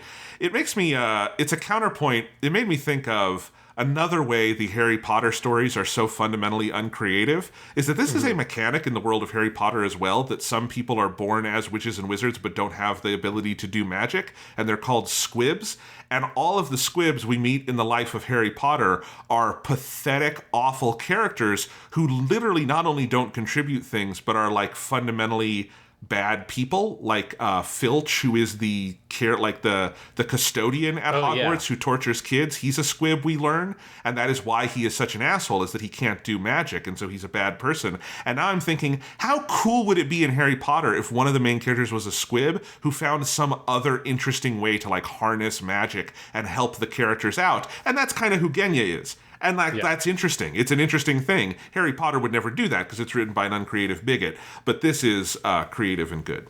Yeah, it's just we've all wished we had that scene in Harry Potter where, the guy just walks up and is like, oh, you think wands are cool? Check this shit out. And he just pulls out a fucking Glock and shoots Voldemort in the face. It's like, guess what? The human world has come up with some pretty magical bullshit, dude. It's like, if you met my friend, he's 9mm. Bam. Yeah, they never did answer that question, why no one in Harry Potter thought, why don't we just fly over to Texas and get ourselves a gun? I don't think Voldemort can stop bullets. I think we're good. Yeah, you don't even need magical Nichirinto bullets or whatever to put Voldemort down. Just get a fucking shotgun and there you go. I'm sad there's not a scene in this season of Kimetsu where we see whatever poor swordsmith has to make those bullets for Genya. And this is you want me to make what? Because I assume he's the only demon slayer who's ever asked for this. Yeah, he's very lucky it's not Hagenezuka. This Hagenezuka would have a fucking conniption every single time one of those shells was fired. It's like, you gotta be fucking kidding me. Did you miss? You fucking missed? You bastard. But I love how Hantengu, who is the main one he's fighting here, is always so fucked. He expects to be slashed with a sword, but when he gets his head blown off with one of those bullets, it's like, oh my god, this sucks. It's great. Yeah, this is also where you get some of the, gore in Kimetsu no Yaiba. It's just man, Genya just really fucks shit up and just blowing heads off, blowing arms off. There's that one point where he just gets turned into fucking Swiss cheese, which I had forgotten is in this section of the story. It's like, fucking hell, dude, Genya, that, I get that you can regenerate, but that's gotta hurt like a motherfucker. Yeah, no, I mean, I will say the manga is a manga that gets bloodier as it goes along, and Yes. I'm always kind of wondering, especially when if they're in a movie, I don't think this would be a problem, but on TV, I always wonder if Ufotable is going to be able to go quite as far as the manga asks to go, and they always do it so far. I don't think anyone's stopping them. They did Tanjiro getting impaled through the jaw in last season. They did all the stuff here. Yeah, but anyway, so what did you think of, in general, just we've talked a lot in the past about Ufotable's amazing production, and what'd you think here with Swordsmith Village and all the animated craziness we get? I mean, it's as good as ever. There's so many incredible moments that they pull off with aplomb. We've already talked about, there's the big section where Tanjiro gets the exploding blood sword with Nezuko, which is just a fucking all-time great badass moment in a fight. And you have like that 2-page spread that they do of where he cuts off all their heads with that Hinokami Kagura move. All their stuff with Kanroji, I think they just absolutely nail. The way that they imagine the way that she fights, I think, is so cool.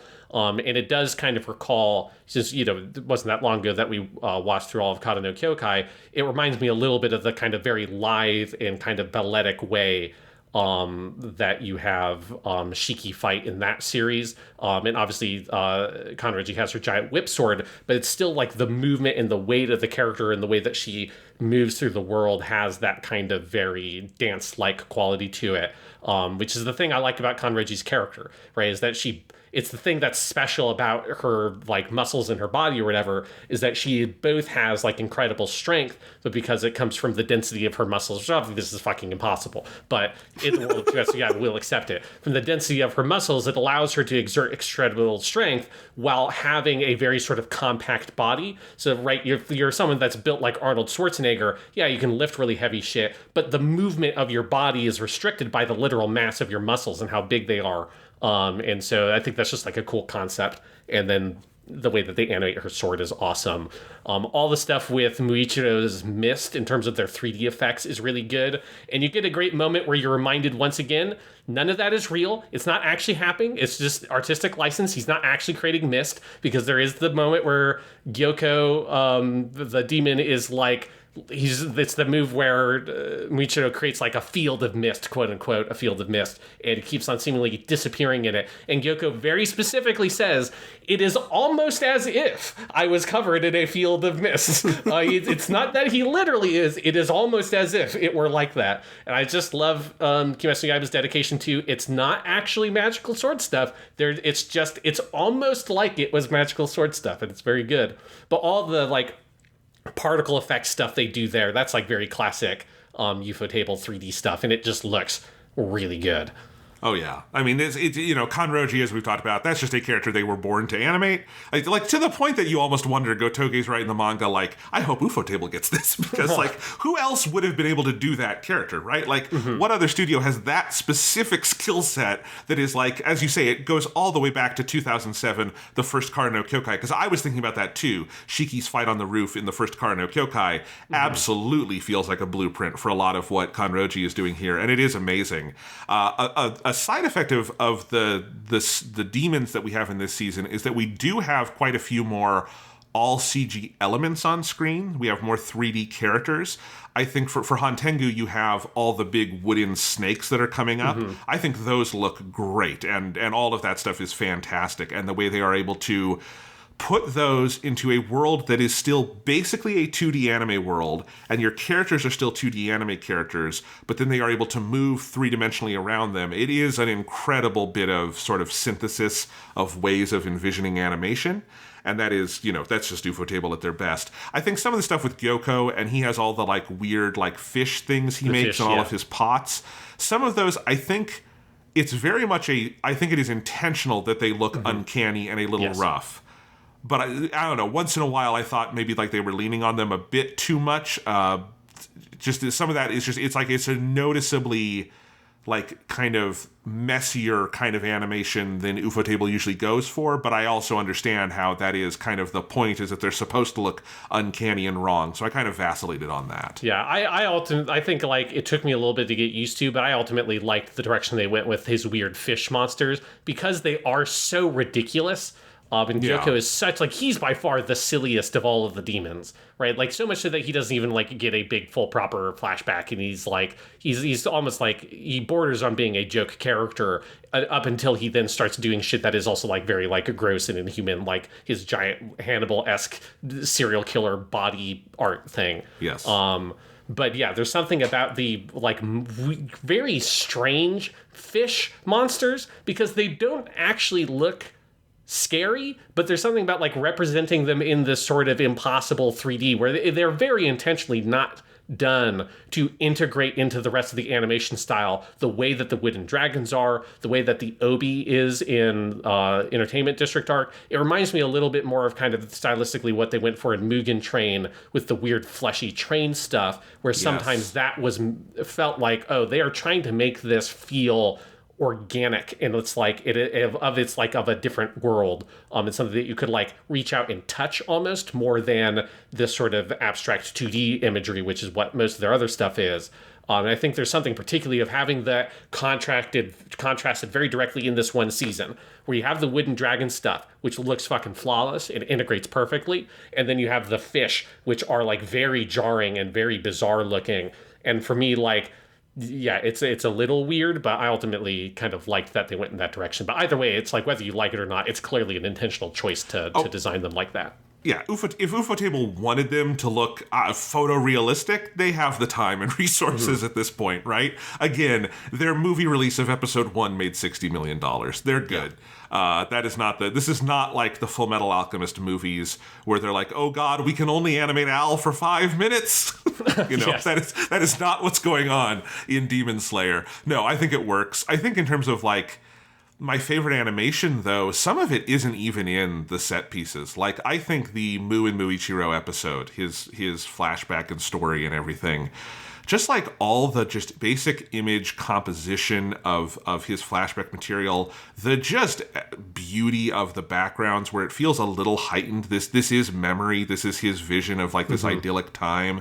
All the stuff that happens with him and his brother. That's one where it's like, you remember, it's not just that they have a lot of, animation technique and resources at their availability. It's just the basics of storyboarding and composition and all of that stuff is also so beautiful. And I think that's true in the final episode as well, yes, where there's some of the most impressive 3D stuff this season isn't anything to do with the fight. It's just the big camera moves around that field in the finale that, like, is just, it fully just feels like they somehow brought a camera into a 2D animated world and moved around in it. It's one of the most impressive uses of 3D technology I've seen in one of Ufotable's productions, which is saying something. Yeah, I think that is my favorite piece of animation in the season, is all the stuff in the finale in the field with Nezuko. And just, like, and it's all that stuff. Like, it's her kicking him off in, like, the slow motion stuff with the big flashback showing all of their, like, what brought them up to this point, which is, like, an interesting choice, because I feel like Ufotable doesn't do those kinds of long flashback sequences that way. That's something I associate more with, like, a Naruto, where there it's partially a production thing, or, like, for stuff we've covered, Gundam Seed. Obviously, Fukuda, the director of that show, just loves his fucking using his flashbacks over and over again. But it's something that I think really effectively puts a point on, look at how much Nezuko has grown, because I think it's easy to forget because she's never a focused character. She's just always kind of, like, there with them, but she has changed so much and evolved so much over the season that I felt like that was a really strong choice to, like, bring that together. And that's all intercut with this, like, really beautiful slow-mo animation, which, again, all slow-mo animation is you just gotta draw a lot of fucking drawings. It's the same thing as doing slow-mo live action. You gotta just take a lot of fucking pictures.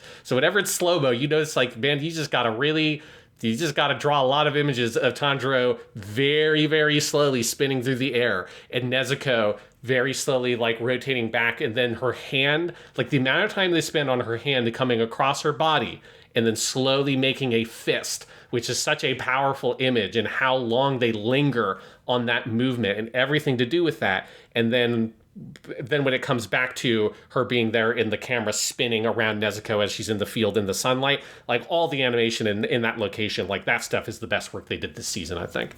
I couldn't agree more. I think it's the key moment of the season, and I think it is one of the definitive UFO table improving on the manga moments in the history of this show, where, as great as the manga is, I do think, like, that moment hit me so much hard. I know what's coming, but it just hit me so much harder in the anime, where I don't think the manga pauses and lingers in the same way to make you feel what Tanjiro is going through, where he is staring down the barrel of his reason for living dying, right? Yeah. And Nezuko is also making an active choice in letting herself go, possibly, right? And that relationship. And instead, like, it's a big chunk of time that they spend doing some flashback material, that beautiful slow-mo animation. Put a pin in the music. We'll come back to that because it's all stupendous this season. And it means that by the time Tanjiro lands and goes after the demon, you have fully lived in that emotional state for a little bit of Tanjiro is maybe going to lose everything here. And that is so horrible to contemplate, even if you, like Sean and I, know that Nezuko is going to be fine, because we've read the manga. It's beautiful. And then it makes the moment where we turn around and she is fine all the more powerful, you know? And goddamn Hanai Natsuki throughout all of that as well. Just, I feel like we take him for granted now because he's Tanjiro when you talk about him. Goddamn, in the final episode of this season, Hanai Natsuki just brings it and makes you want to cry. It's crazy. But yeah, all of that I think is a moment where the manga is a little more breathless in that chapter of just the relentless, like, we're falling off the cliff, now there's the sun, oh god, oh god, oh god, and all of that. And I think they chose to slow it down here, and it's beautiful. Yeah, because I think one thing it makes you really feel is, like, how horrible it is for Tanjiro to, like, let go of Nezuko there. And he doesn't let go of her. She kicks him away. But obviously he could, once he landed, he could just say, no, fuck that shit. And I just, like, run back over and try to cover Nezuko again. He like, sort of takes on what she is telling him to do there through her actions and continues going. So it's like he is having to ultimately make that choice to accept that and let her go. But I think, like, slowing down that moment makes you feel how much it's like, it's horrible, but it's the thing he has to do. Because the goal isn't saving Nezuko. Not really. The goal is stopping Kibutsuji Muzan and preventing these kinds of things from happening to other people, right? Because we have at this point seen so many lives that have been ruined by the demons. And you get, like, 2 more in this season with Muichiro and Genya, and you see how, like, horrible it is and how the nature of these things have taken so much from so many people that's in reality, that has to be what Tanjiro's real goal is. And if all it was, oh, Nezuko now can survive in the sunlight and we'll be able to make her human at some point, it's okay. And it just went that way and Tanjiro didn't have to kind of let her go and think that she's going to die. Like, I think that would really lessen the impact of part of Tanjiro's journey. Tanjiro's journey has been going from someone who his only real goal is to figure out what's going on with Nezuko and fix her. And then when he meets Kibutsuji Muzan, he gets this additional goal of, now I want to kill him too. Like, I need to stop him. And that's one of the reasons I think they introduced Muzan so early, or Gotouge, since they introduced him so early, is to give this other thing, this secondary objective that Tanjiro is also working towards, just because the objective of saving Nezuko is something he can't on his own really do or make progress towards. Like all the Tamiyo stuff, it's kind of happening off screen for most of the series. So, but here you have to really kind of bring it all the way home and say, at this point, Tanjiro has to accept it's not about Nezuko. It can't be about Nezuko. That is, in its own way, a form of selfishness, like what the demons express. It's like the one thing that Tanjiro still has that kind of holds him back. It's like the one shred of, like, similarity he has with Gyutaro from the previous season is this sort of ownership over his sister. And obviously there's just nothing wrong about that. It's, like, totally natural for him to love Nezuko and want to protect her. But at the same time, in so doing, he's holding himself back from doing something bigger, and he's also holding her back. And that's why she has to kick him off. And so there's something very powerful about him having to really accept that, him having to realize, this is, like, the bigger thing I have to do is help these people. It can't just be about my sister. That's not right. And then because it's one of those things where because he has made that choice, that is also a thing that feels like that is what allows Nezuko to survive in a spiritual sense. That like he is able to accept that, he is able to move forward, she is able to make this self-sacrifice, and that's the thing that allows them to change and sort of break the sort of legacy of everything that's happened with demons up till that point. And yeah, I think, and this is just where you again see nobody is a better sort of interpreter of this manga than the people at Ufotable, because they understand all of this and they put these resources towards, okay, they understand in the totality of this story, this is a turning point in so many ways, not just a brief bit of schmuck bait of will Nezuko die, right? It's not a dumb cliffhanger. It is a real turning point for these two characters. And they make it into that as fully and fulsomely as they can in their anime adaptation. And a big part of that is the music. So let's unpin that. Because I have to say, this season, Sean, the single thing in Ufotable's production that impressed me most this season specifically was the music. Yuki Kajiura and Go Shina. I think the score for this season, it is 11 episodes, kind of 13 episodes of music that just sounds like a movie soundtrack. Just full on. There is nothing where you go, they're reusing music here, blah, blah, blah. It is all so bespoke. It is all seemingly live, recordings. It is gorgeous. It is building on all of the themes that they have built up over season 1 and Mugen Train and Entertainment District Arc, and it's introducing new stuff. And it is on fire every second of this thing, and all of the moments I've talked about as being my favorites, like the big when he gets the red sword and does the big slash, that is a all-time great music moment of Kimetsu. All the stuff with Muichiro, who gets his own kind of set of themes, is beautiful. And then of course the ending here, we get Kamado Nezuko's song, which is a counterpoint to Kamado Tanjiro's song, which is Tanjiro's big theme. We get a version for Nezuko. Is it the actress who plays Nezuko singing that? No, or is it someone else? Okay. I wasn't sure. Yes, because mostly I've heard her going. Here, it's a singer named Nami Nakagawa. Okay, yeah, but it is gorgeous. Which I think that's the same singer that did the Tanjiro song from episode 19 is correct. That then turned into his theme. Yeah, so it is this great big payoff to fully in the soundtrack also separate her off and let her be her own character. And overall, just top to bottom, Yuki Kajiura and Go Shina are goddamn superheroes. They are the Muichiro of this world. They can do anything. And this soundtrack is something else, man. Yeah, the soundtrack is phenomenal. Yeah, and particularly that moment where Nezuko gets her theme. And it's like a very intentional callback to episode 19 from season 1, where Tanjiro gets his song. And then that became, from that point forward in Mugen Train and the later seasons, that his theme or variations of that become his theme song. And yeah, there's something very powerful about musically that comes together with her actualizing herself as a person again.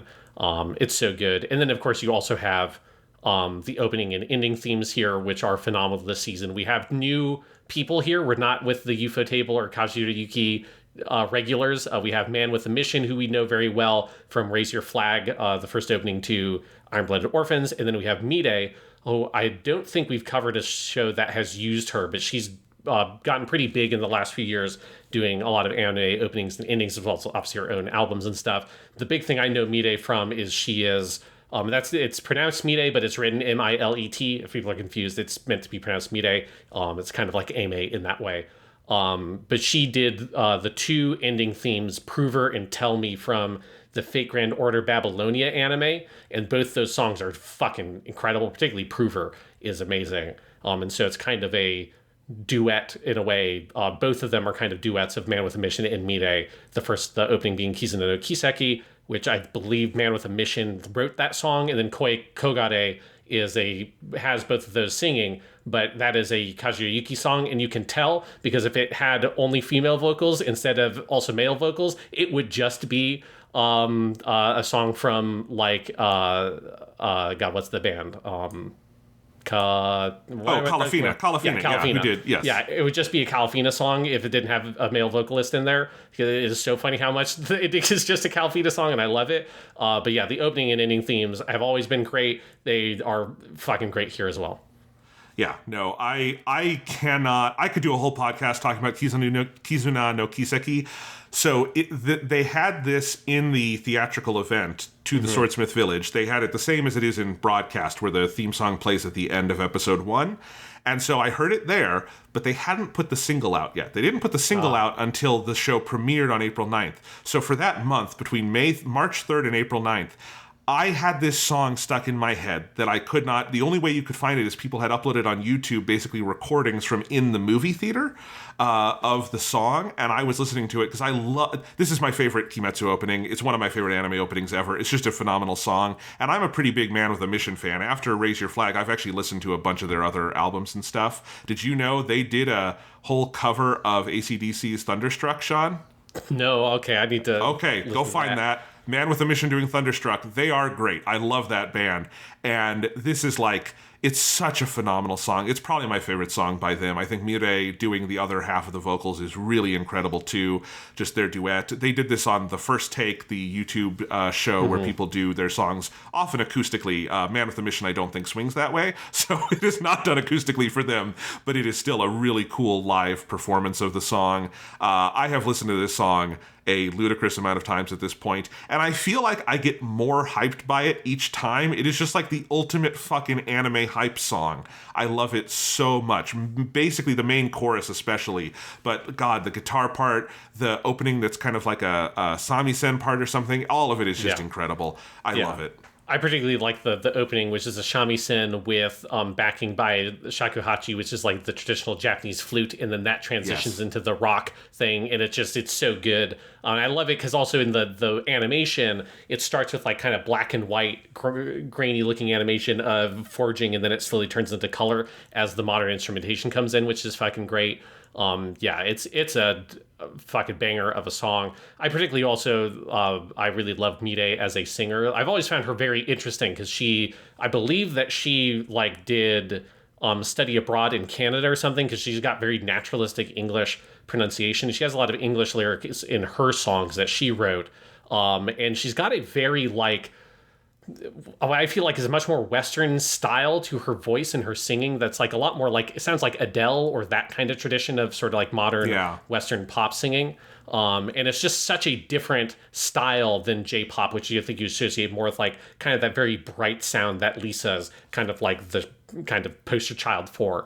Mirai just has a very different style, and it's cool having her sing opposite with Man with a Mission. It's just like a very good combo.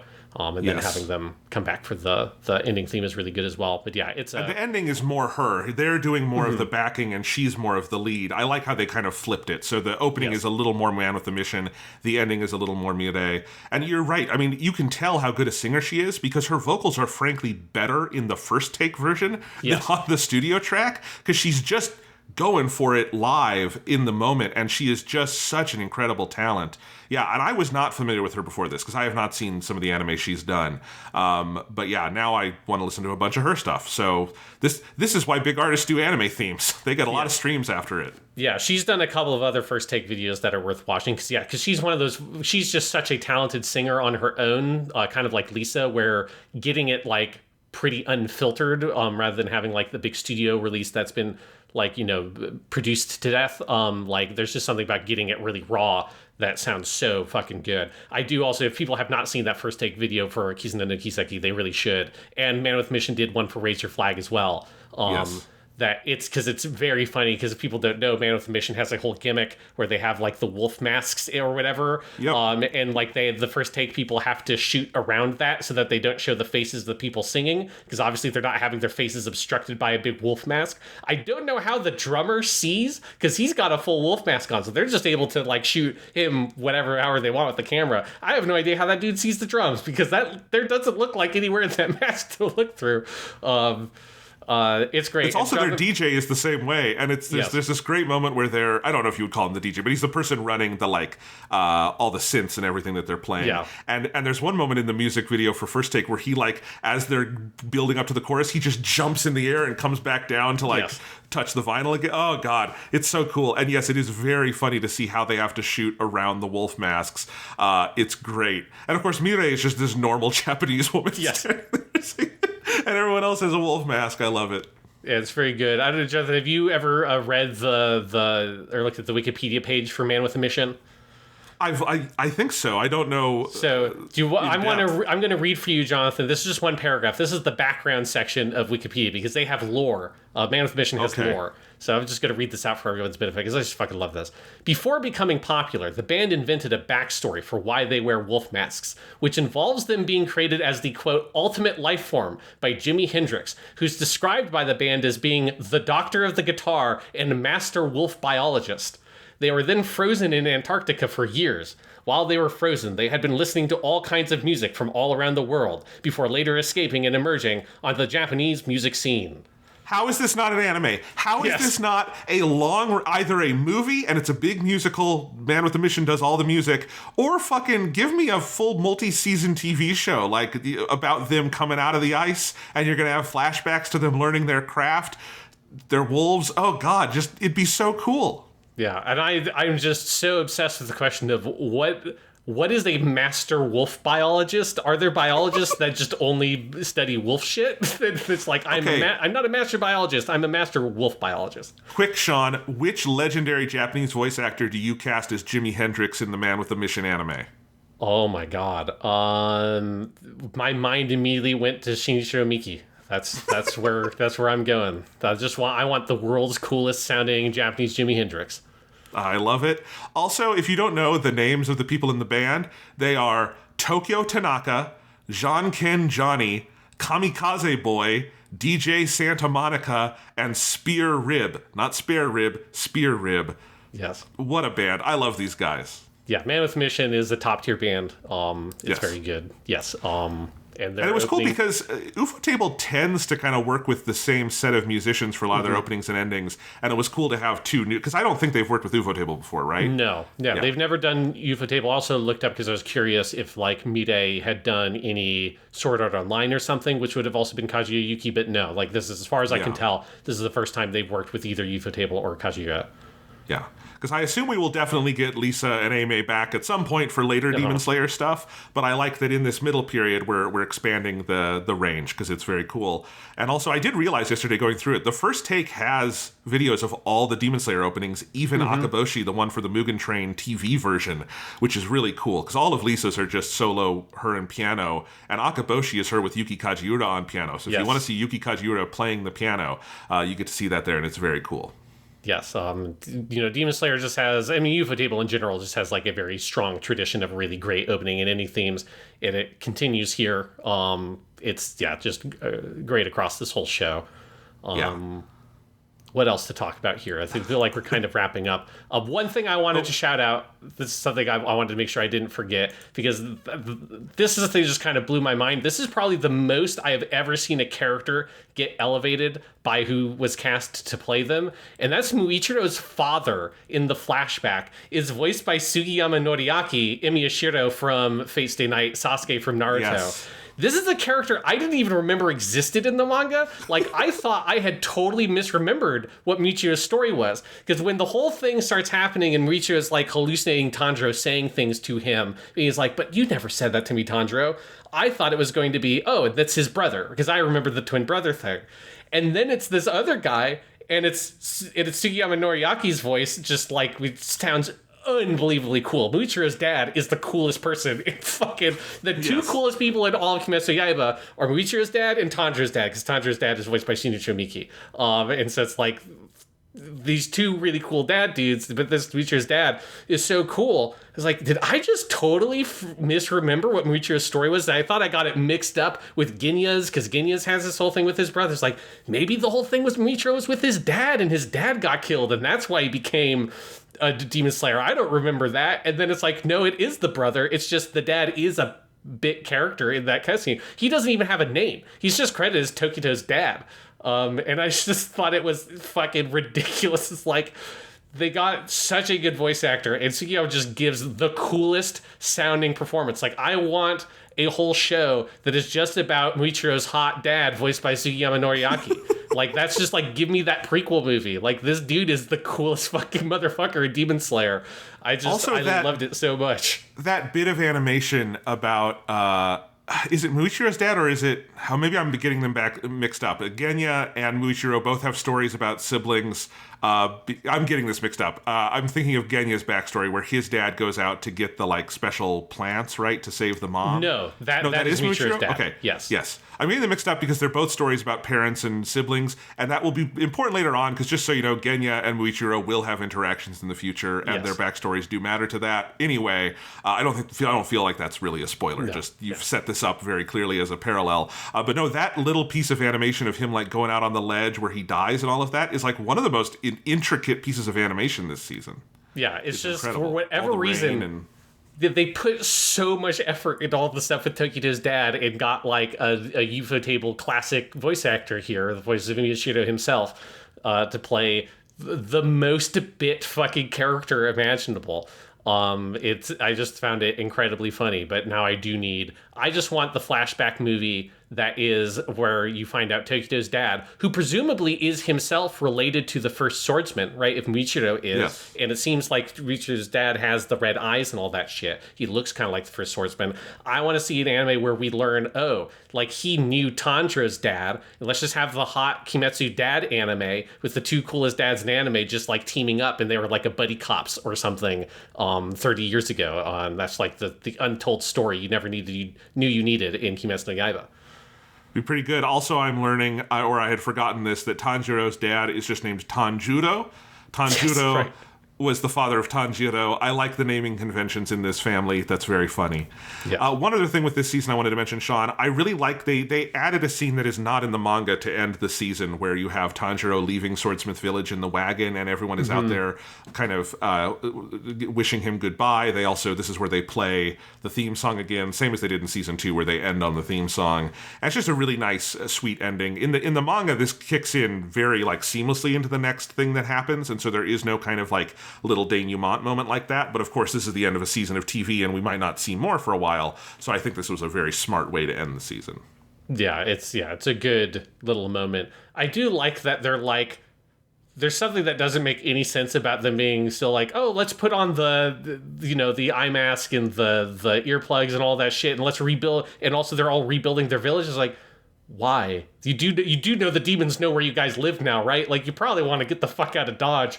I find it amusing that, and obviously the thing is then they take it off and they're like, oh, you can see all your friends here. But I hope that all the Swordsmith people just leave because I wouldn't stay there. I think in the manga they leave. I think in the manga the narrator is like they're going to take Swordsmith Village and move it to be safe. But I understand why they didn't bother with that detail here. It's, you don't need all of the exposition. So, Sean, maybe we can let the people go who are anime-only watchers. We are going to speculate about the future of the Kimetsu no Yaiba anime, which means we might bring in some spoilers from future manga stuff. So if you are anime-only, you might want to duck out here. Thank you for listening. But Sean, they have announced that they had a little teaser at the end of season 3 that the next thing they are doing is the Hashira training arc, which is the next piece of the manga. Now, that part of the manga is only 9 chapters long, which at Ufotable's normal pace, which has been remarkably consistent across all of Kimetsu, would be about 4 or 5 episodes. So not a full or even half season of anime. After that is the Infinity Castle arc, which is 47 chapters. And then you have Sunrise Countdown to end the series, which is 22. And Infinity Castle and Sunrise Countdown, it's kind of hard to see those separated. So you have this big, 70-chapter thing with this little 9-chapter thing in the middle. What do you think the plan is here? Yeah, I'm curious. Yeah, because it is interesting that they call it specifically as, the Hashira training arc. When I saw that announcement, I was like, is that an arc? Yeah. It's I read the manga. I remember that, there's a little training thing, but it gets into the Infinity Castle stuff pretty quickly. Yeah, I wonder if their plan is to sort of take it, they call it the Hashira training arc, but if it will go into the first sections of the Infinity Castle thing, and that will be a season. Because they are now fully at the part where it is kind of, you can't just fit the show into a clean season structure. You can't do a 1-core or even a 2-core thing and just finish it off or have a very clear ending point that's very, nice and easy. Because at this point now, you have the little training arc, which is there to kind of train a little bit, but also sets up all the elements that are going to come into play for the big final arc. And the big final arc is mostly 3 different big fight sequences that are all kind of interlocked and intercut together. And then leading into the big final confrontation with Kibutsuji Muzan in the end of the series.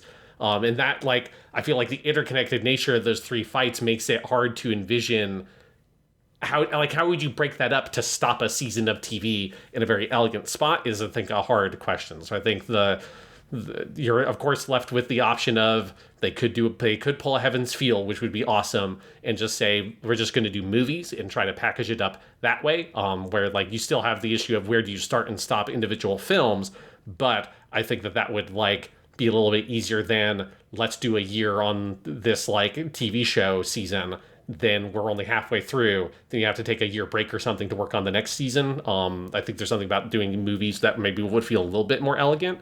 But yeah, there's a lot of ways that they could approach it. I think they're doing movies. I think when I saw that they were like, the next thing is a TV adaptation of Hashira Training, I'm like, oh, okay. That's their little 5-episode like appetizer to the massive Infinity Castle film trilogy, which if you do the math, Mugen Train adapted 16 chapters, and if you would multiply that by 3, it's the number of chapters in Infinity Castle, so it could fit. Also, just when I saw the Infinity Castle stuff on the big screen in episode 1 of this season, it just felt to me like, I don't know how you do it on TV. I really don't. Like, it makes more sense to me, the shape of it in movies, and also just the scope of it. Also, there is some violence coming up that, even with what they've done so far, might be pushing it on TV. I don't know. I think they might be going the Heaven's Feel route, and if they do, they're going to make a just ungodly amount of money, is what's going to happen. Yeah, I think that, like, my gut says that I'm with you that I think they probably will do that, and I also think that would be the best choice. Because obviously you have, like, Mugen Train, like, proves on its own that it's, like, a smart choice. Yes. And then they also did this weird compilation movie that also made a lot of money. That is like, whether you could even call what they did with the Swordsmith Village a movie or not, I think it's a legitimate question. Right. But they put it out in theaters and it made a lot of money for them. So yeah, obviously I think it would like financially be fully justified for them to just move into doing it as a movie. I think it would be easier for them to chunk it up and break the story up that way rather than doing a TV show. Because I think if the TV version would just run into an exaggerated version of the problems that Swordsmith Village Arc had, which is just like, it's a lot harder to chunk up into episodes. It's easier to chunk up into smaller bite pieces, which is the chapters of the manga, or if you're doing big chunks, where it's like, here's one huge chunk of the story and we can build an arc around that and find a nice like beginning, middle, and end for each of those big chunks. I think that's a lot easier than having to do that throughout a whole season. And that's what kind of created a little bit of an aimlessness in the midpoints of this season 3 that I think could be a bigger issue if they tried to do it as a TV show. Yeah, I agree. I think I have a question of how they do the final part, the Sunrise Countdown thing, whether that goes back to TV or is part of the movie series or how exactly you do that.